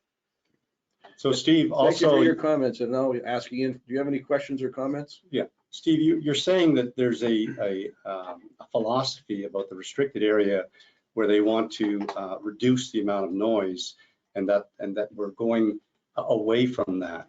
No, I said the entire municipality. Steve, I'm not finished. Steve, Ian is speaking now. So I'm new to this. I don't have an ORV. I just listen to my neighbors. I've listened to 20 odd delegations. It's pretty clear that most people want this. That's what I'm seeing. I wasn't part of the bylaw that was created back in 2021. I know you were a big part of it, and probably one of the reasons why it got into effect to exclude or to include snowmobiles in the ORV. But if you go back to 2009 for bylaw 1511, 2020, 1582, snowmobiles were not included. So for some reason, in 2021 for bylaw 1614, it was included. So that's what created a lot of this problem. So you can see here tonight, you can see for the last few meetings that the other side of the argument has come into play here, and they're saying, wait a second here, now we want to be heard. So we do want to have ORVs. So that's where we are today. So it's not a question of what you want, because I think a lot of this has to do with you. This is a question, what do the people of the RM want? And it's pretty clear that they want to have ORVs. Okay, so then just in retort, I'm going to say, because I've said this numerous times, this is not a VRA issue. Second of all, I didn't say it was. I didn't say it was. Gentlemen, one at a time. So to respond, I was not actually the reason for snowmobiles, but I appreciate you trying to put that on me so that I can receive the emails, not you. No, you insinuated it, sir. You had a You very passionate. insinuated it, sir. You insinuated it, sir. And Enough. gentlemen, You swayed a lot of the councilors back then. I think You I did and the- not. Ian, let's not. The reason Let's why cut this off. snowmobiles were included, the reason why snowmobiles were included was because when we reviewed the ORV Act, we saw and noticed that they were part of the definition of ORV. That is the reason that it is in there. You can confirm that with Penny because she has all the notes on it, as do I, in the package that I sent to you, sir, and you have refused to read every time I have sent it and asked you to do so. Thanks, Steve. If I could just close off with one final comment. You know, I think the last time we went through this 3.5 years ago, we did not engage as best we could have with the entire community. But I think this time around, no one can say we have not engaged and solicited comments and provided opportunities for everyone to present their positions. I think the challenge going forward is then to come up with a reasonable compromise. We do not have a ward system in Victoria Beach. Councilors are elected at large. And you know, each one of us is committed to represent the entire community and to listen to the entire community. We do occasionally have some vigorous debate within the municipality, and that's one of the challenges that this council is struggling with. We're trying to make it, if I can refer to the former mayor, former Reeve, Tom Farrell. You know, the last conversation I had with him, he said to me, Erwin, just do the right thing. Just do the right thing. And that's what we're trying to do. So can we call, I'd like to call for the question and a vote on the resolution putting forward 1643. Do you want me to read the intent before you vote, or you? want Yes, to just please, vote on it? please. So it's been changed substantially from first reading. The intent of this bylaw to permit seasonal operation of snowmobiles and ATVs from October long through the winter until May long weekend on municipal roads in defined areas of the municipality, starting Tuesday after Thanksgiving until Friday before Victoria Day, on those days between 8 a.m. and 10 p.m. at night. A1 is permit seasonal use of snowmobiles and ATVs owned by residents on local municipal roads for egress and regress purposes only. Number 2, permit seasonal use of snowmobiles on municipal roads, Rue Girard and Safi Road. So that's everybody with snowmobiles can be on those roads. Permit seasonal use of ATVs on Safi Road. Again, everybody within that time period. And then permit seasonal use of snowmobiles and ATVs on the AB to BB trail. Thank you. And then there's 4 pages of Mhm. notes. And Erwin, you had a proposed addition to the bylaw, or we're gonna, That was added as a whereas. That's That's Right, it. so Whereas. yeah. That's Okay. been added. and everybody will see it. For All right. everyone's benefit, we put a clause in that respects the rights of Indigenous and Métis people to be able to access, to use their machines for harvesting. And this bylaw would not apply to them with respect to hunting and fishing rights, which are clearly established in federal and provincial level. So again, I would just like to point out, it is illegal in Victoria Beach to hunt because of the proximity to the population. And that clause has not been run by either the Southern Chiefs Organization, the AMC, or the Steve, MMF. it is our intent, once second reading is given, that we will do that. Okay. All Can I of- just ask one question? I would like to know as to how you intend to explain this change to the TCT. Pardon me? Sorry, Steve, I missed that. It's no effect any different on the TCT. It's the same dates that they've approved right now. They allow. That was the agreement for the AB to VB trail. Yes, that's all we're allowing in this, that portion of the TCT, just that portion. Yep. Except the routes, one of them which was in those pictures is directly along the TCT route, which would make it year round. But there's a clause in there that says you're not allowed on any trails or parks or beaches. Okay, so basically they're not allowed their egress and ingress then, depending on their area. By municipal roads in those areas, Steve, not trails. The only time we specify a trail is that portion on AB to VB trail. So can I call for the question? Yes, All in favor of the resolution? Opposed? Okay. Thank you. Anybody want the draft? It'll be on our website tomorrow. Okay, next item is, we need a resolution dealing with media training. Be it resolved to approve. Just let them know they don't have to stay. They don't- Oh, the exciting part of the meeting is over. If you want to hang around for the the necessary work we have to do. And again, that'll be posted on the website tomorrow. Again, thank you for your participation. Thank you. I just think I picked one And we hell of a welcome day your to be a feedback. chairperson. Thank you. No problem. Good, we're good partners. Thank you. Okay. Wow, I can't believe you guys are all leaving. Please read the document. We look forward to your feedback. Yeah, we are prepared to make further changes based on feedback if they have merit for the benefit of most people.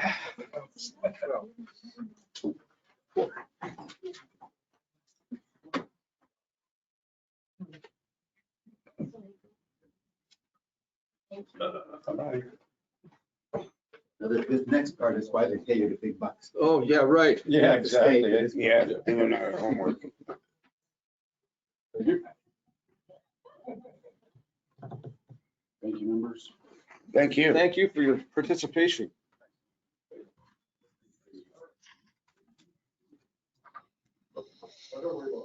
Item B. Well, wait till we get the recording again. Says that we are being recorded. Yes, you are being recorded still. Okay, You don't have to. resolution 8B, be it resolved to approve the mayor, CAO, and any counselor who wishes to attend the one-day in-person municipal medical first response planning workshop to be held on April 25th, 2023 in Portersville Prairie. Further be resolved that the RM cover registration costs and other incidentals as per the meals and travel allowance policy 2022/001. I'd like to move that we adopt that resolution. Do you have a second? I can second it. I don't know what it is. But, My understanding is, I participated in a discussion a couple of months ago between the government, Minister of Health, and they are putting together a policy which hopefully will provide some form of reintroduction of medical first responders. I'm not sure. I'm hoping that's going to happen, but they have. So it's not training for us on medical. No, it's dealing with the issue of the fact that Yeah. first responders have been essentially, they've stood down. They've been. Ian, did you not receive the full package that Lon sent out? There's a line item that deals with this. Yeah, okay. All I right. didn't read it. There's no cost other than travel. Yeah, that's fair. Okay, I'll second that. Okay. Okay, Any further discussions? no, All in favor of the motion? aye.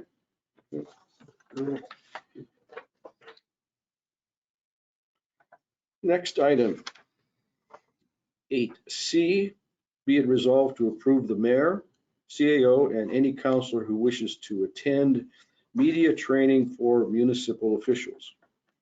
AMM Educational Interactive and in-person workshop to be held 2 sessions, one on April 3rd in the morning and a second session in the afternoon. Further, be it resolved, the RM cover registration costs and other incidentals as per the meals and travel allowance policy 2022/001. Did you say where that was? I don't know the location, but it is being here? chaired by Nicole Harris, who is a local expert on media relations. My own firm has used her, AMM uses her, and I'm anticipating it'll be quite an interesting session.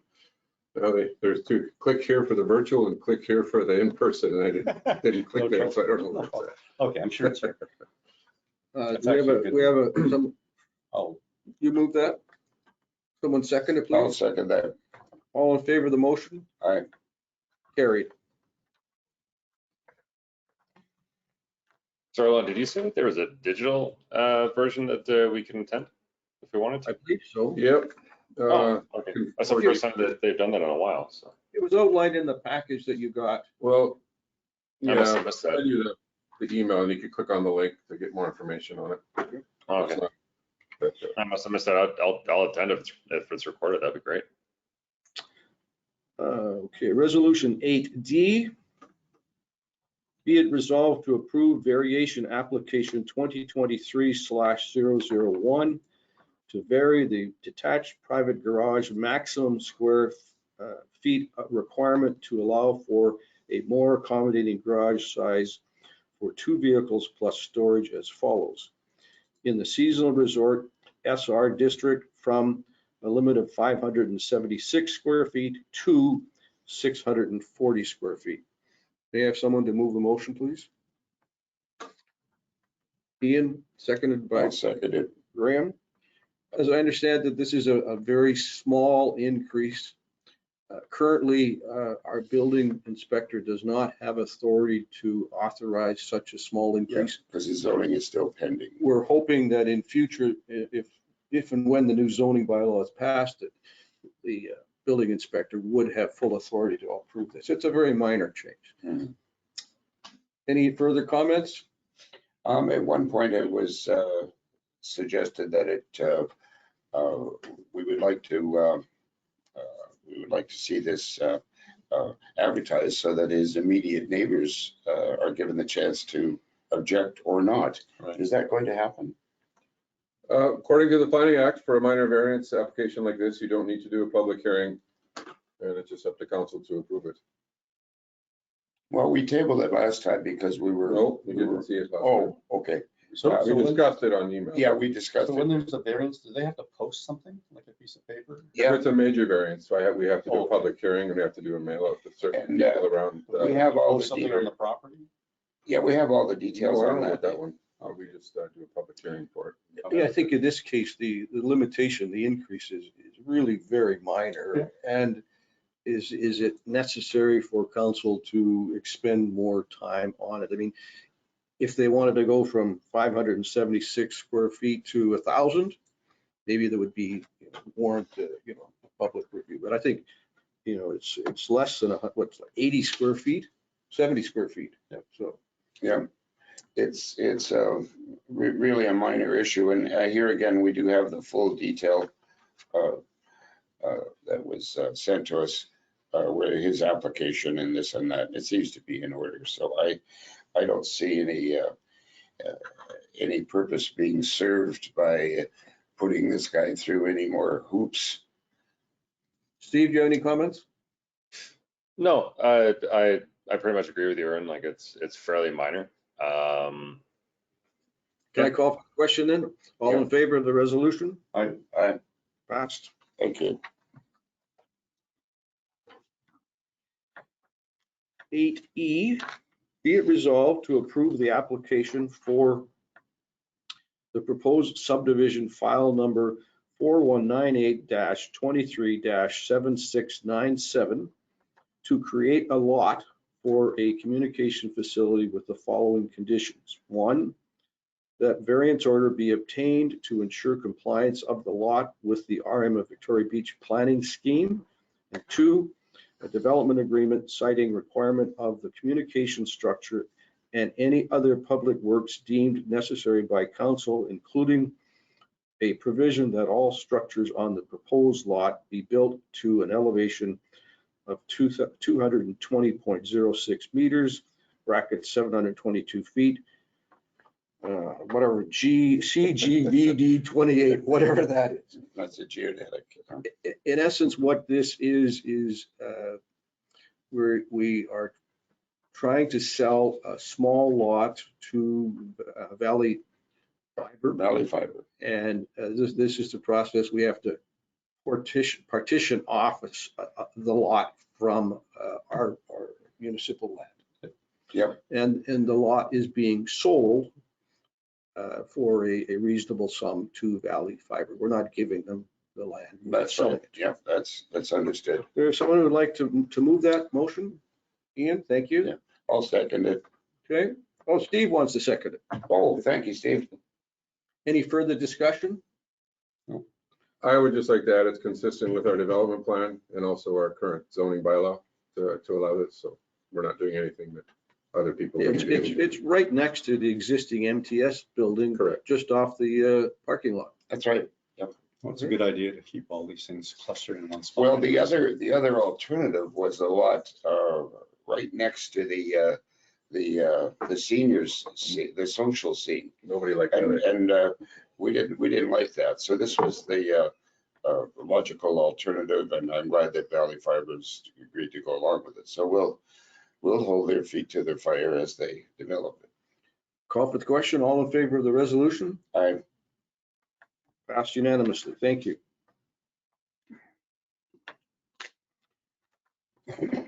8F, be it resolved, the arm of Victoria Beach Council accept the proposal from Napier Consulting for emergency management consulting services at an annual cost of $5,000 plus GST for a one-year period from April 1st, 2023 to March 31st, 2024. Someone who'd like to move that? Ian, seconded by Steve. Again, this is the annual renewal contract that Shelley Napier provides. The fees have not increased for a number of years. For a number of years, that's right. So I think, in spite of challenges with COVID, some of the initiatives that Shelley was working on got somewhat truncated, but we're getting things back rolling now. It's very good value for us, and she also serves as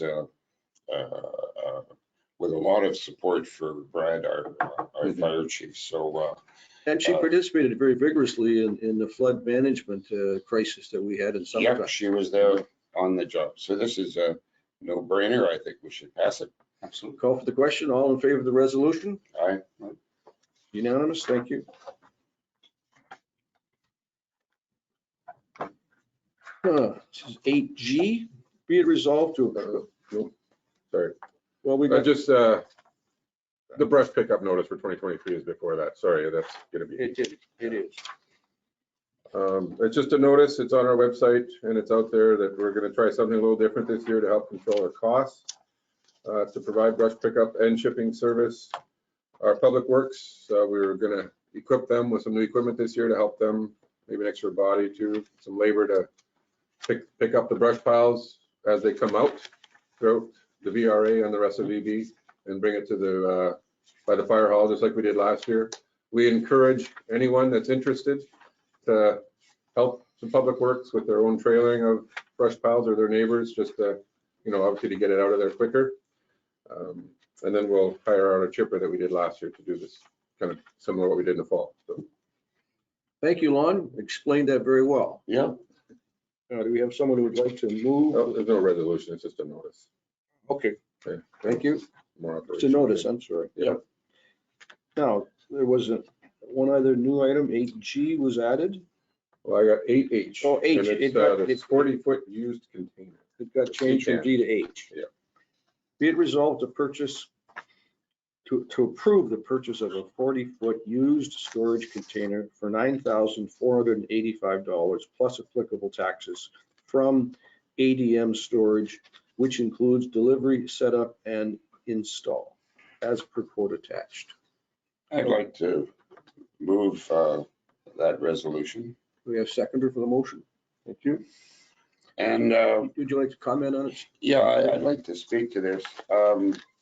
This is the container to house the police department's ATV. It's 40 feet long, even though only about 12 or 15 of that is used for the ATV. The rest of it will give much needed, long overdue storage for the police, for evidence and items that should be kept under lock and key.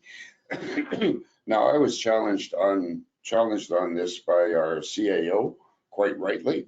Did you get other prices? The answer is yes. I've submitted them to you. I think you're satisfied with them. It should be noted that Ian Chadsey deserves some credit for this. He volunteered to look around because his company has over 400 containers in play from various suppliers. They quoted him personally, assuming that his company was going to be the customer with certain special price provisions. ADM, when I asked them to redirect their quote to me personally, care of the RM, gave us the same price, which was the $8,500. So I think this meets all the necessary tests, including competing quotes, and I would ask councilors to approve this resolution. Can I make a comment? Yes, please do. Just so you know, you can't grow cannabis in that container unless you have a Health Canada license, right? Oh, I'll make sure that the. I doubt our police are going to be. Maybe that's the evidence. Yeah, no, I don't think that's good. Graham, could you clarify, this CCAN is going to be used to store our police ATV. What else is going in there? Evidence storage, equipment and uniform, and firearm storage as well, providing there's an approved lockbox within the container. We're going to get good use out of it. Now, there's been a suggestion that we should build a proper garage for the police, which is $25,000, $30,000, and then you got to add another $10,000 or $15,000 for a slab to put it on. It's a great idea. Yeah, we got to do that for the police, but that's not going to happen right away soon. So this will fit the bill very nicely in the meantime, and containers are bought and sold on a daily basis. We'll have absolutely no trouble selling this when we're done with it. And where is the evidence currently being stored now? In the washroom of the existing the toilet, the top shelf in the toilet of our ratty little police office building. It's disgraceful. We've got to give them a place where they can store stuff safely. Good. And this is it's a steel building. You're not going to get into this with a can opener. It'll take some real effort to. Thank you, Ian, for your efforts on that. That's yeah, I appreciate Ian's help, and also Mike Bartmanovich, who shopped around and got a number of other prices, which enabled us to satisfy the more than one price criteria.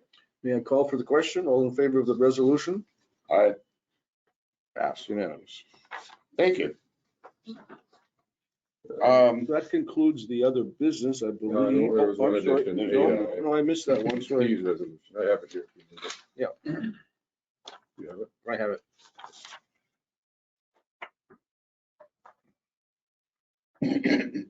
Do you want to read the Yeah. Yeah, it was that. I'll just read it verbatim. I'll just add, be it resolved, the Arm of Victoria Beach will conduct a census or survey of exclusively Victoria Beach residents in order to properly assess the position of the majority and allowing the use of summer ORV operators on municipal roads before making any decision that would allow summer ORV operation on RMVB property. You have someone who'd like to move that resolution? Steve, we have a seconder? I would point out that I've seconded everything, regardless of whether I'm in agreement with it or not for discussion. Yeah, Graham is seconding. I'm seconding this resolution. Thank you, Steve. Oh, What does that mean? Steve, summer? would you like to comment on your resolution? Summer ORVs are not allowed on the TCT trail, but specifically they're essentially everything other than a snowmobile. But I'm asking, when you say allow summer ORVs, what time period are you talking about? What months? Well, again, that would be why you would do a census or a survey to figure out what the majority of residents actually want.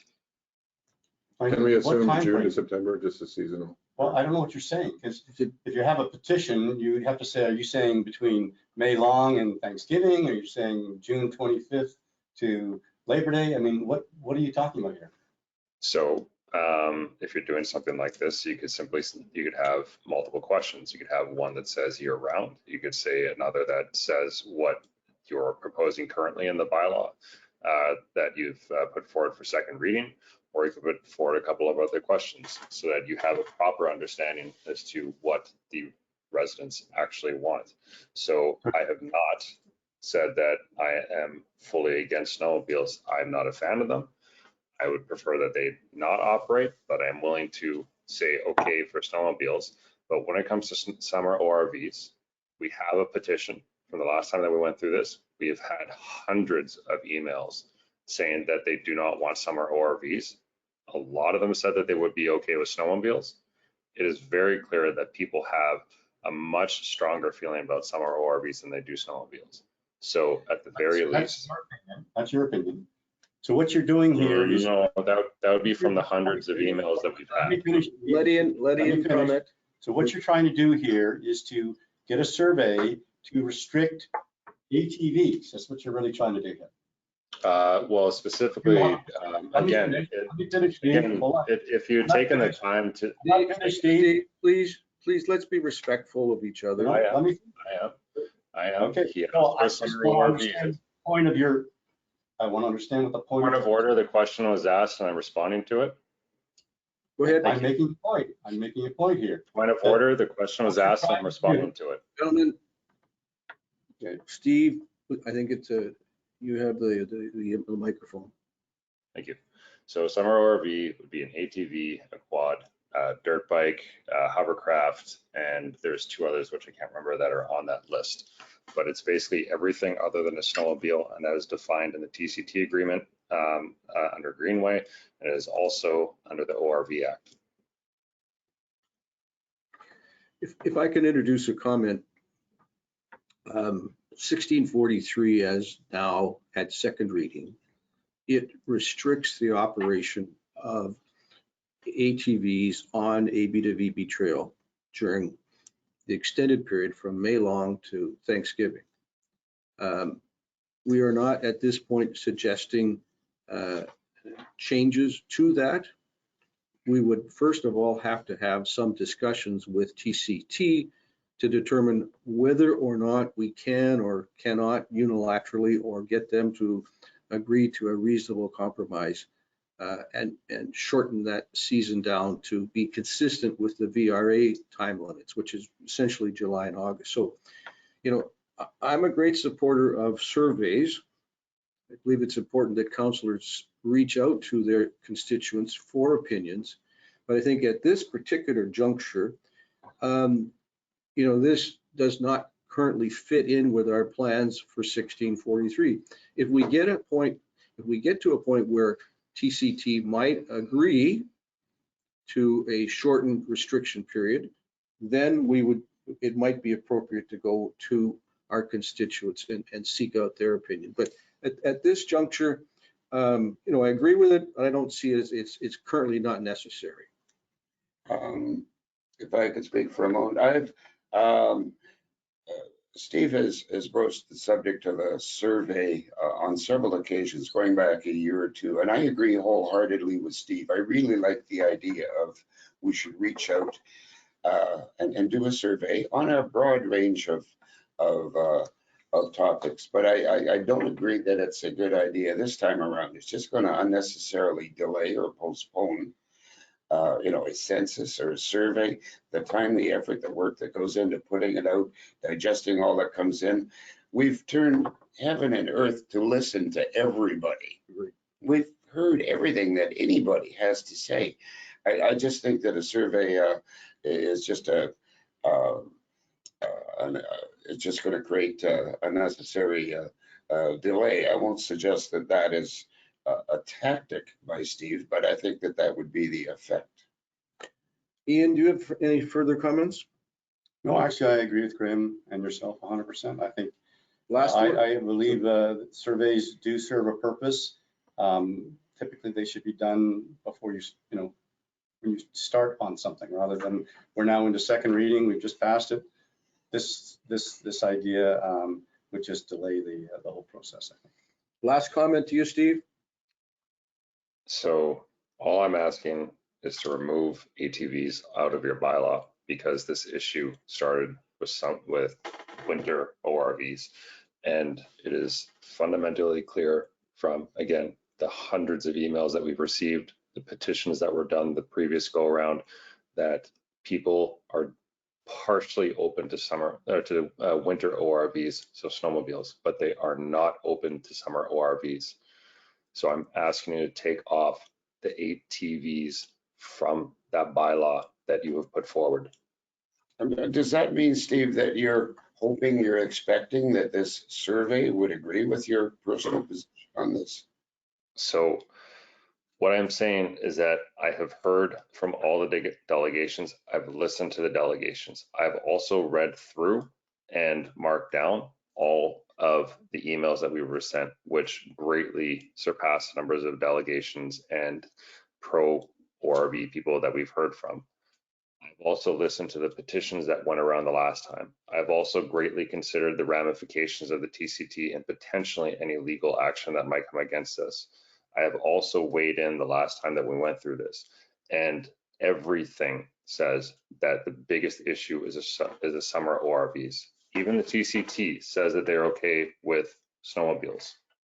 My concern is on all of the residents who are going to be affected by this many machines suddenly being operable wherever they want to.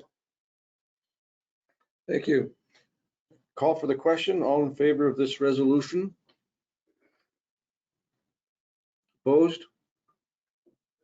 Defeated. What was your vote? What's your vote? Opposed? Okay. Again, I think, in my view, it's a timing issue. It can easily be brought back to the table once we know what further changes might be appropriate for TCT. Right. But we've promised that we would keep our ears open to feedback pertaining to second reading of 1643. We're going to get it starting one more tomorrow. opportunity to listen. Yeah, we're going to get it starting tomorrow, and we'll be all ears. Absolutely. We'll get the emails.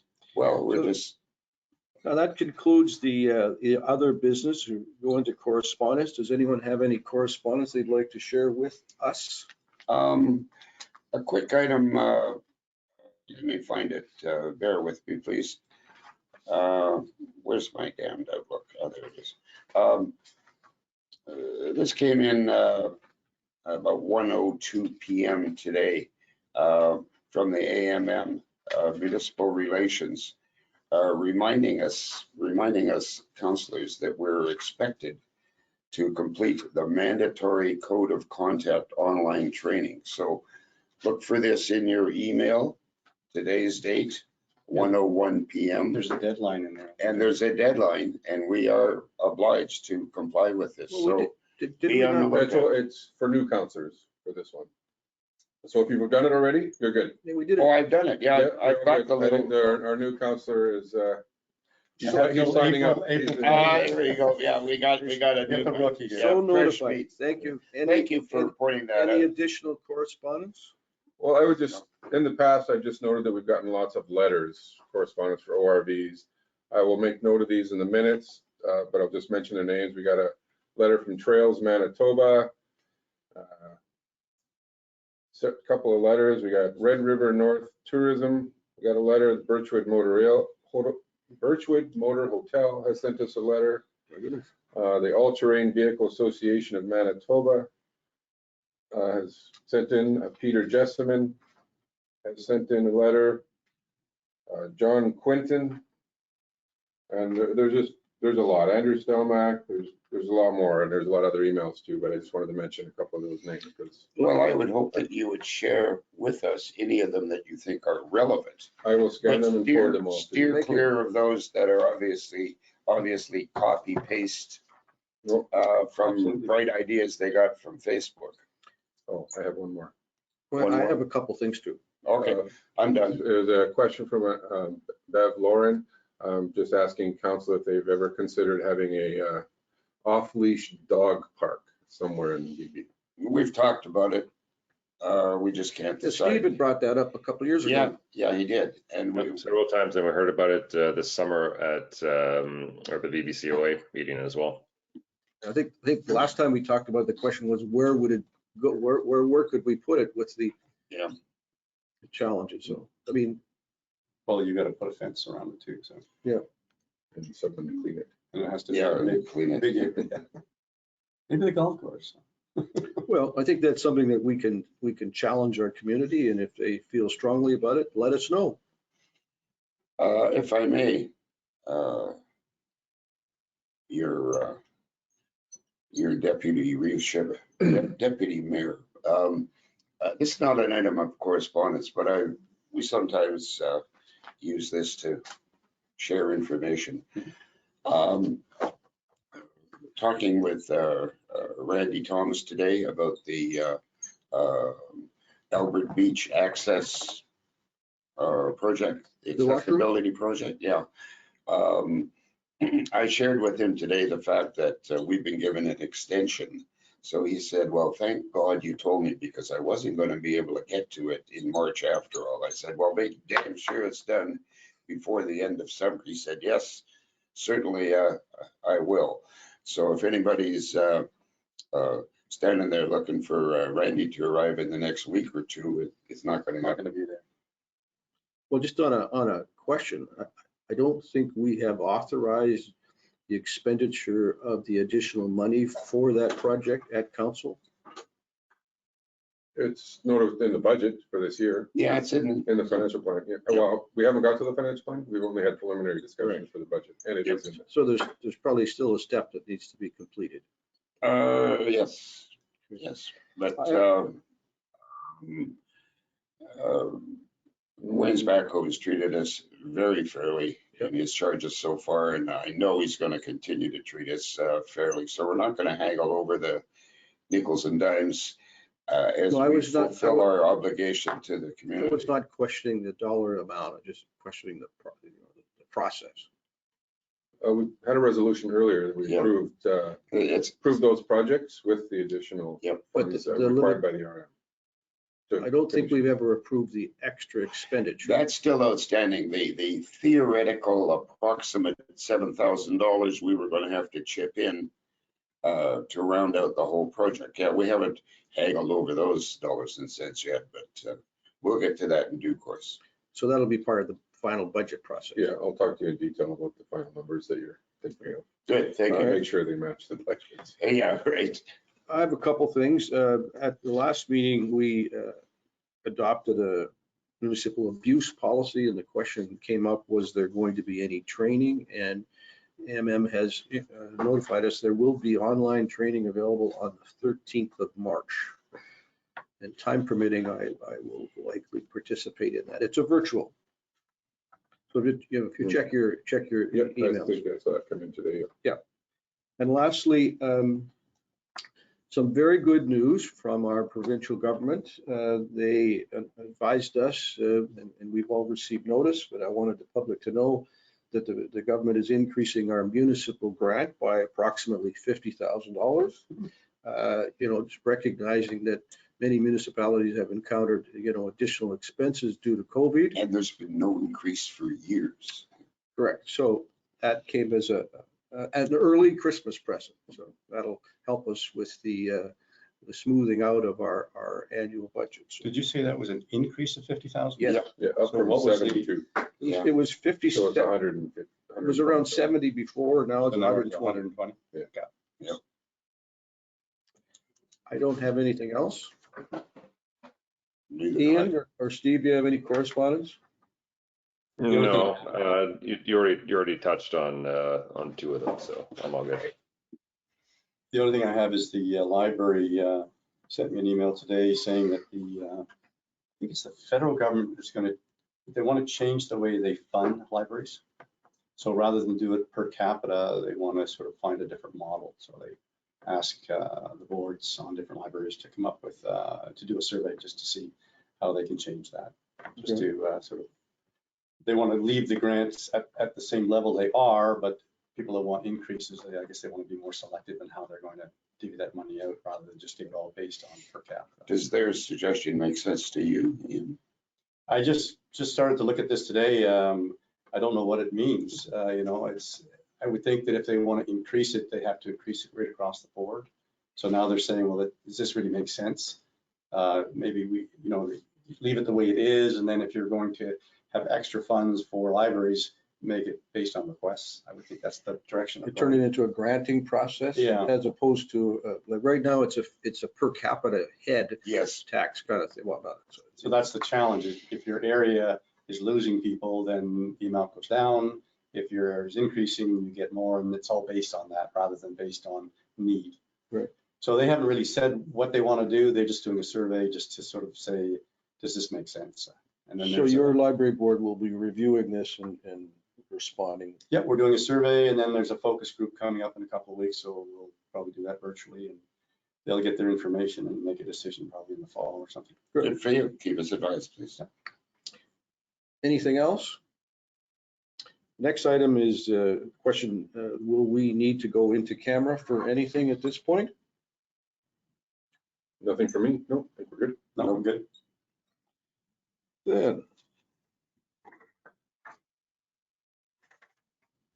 at long last, be it resolved that the March 7th, 2023 regular council meeting be adjourned, and to confirm the next council meeting will be on Tuesday, March 21st, 2023 at 7 p.m. in Victoria Beach at the East Beaches Social Scene.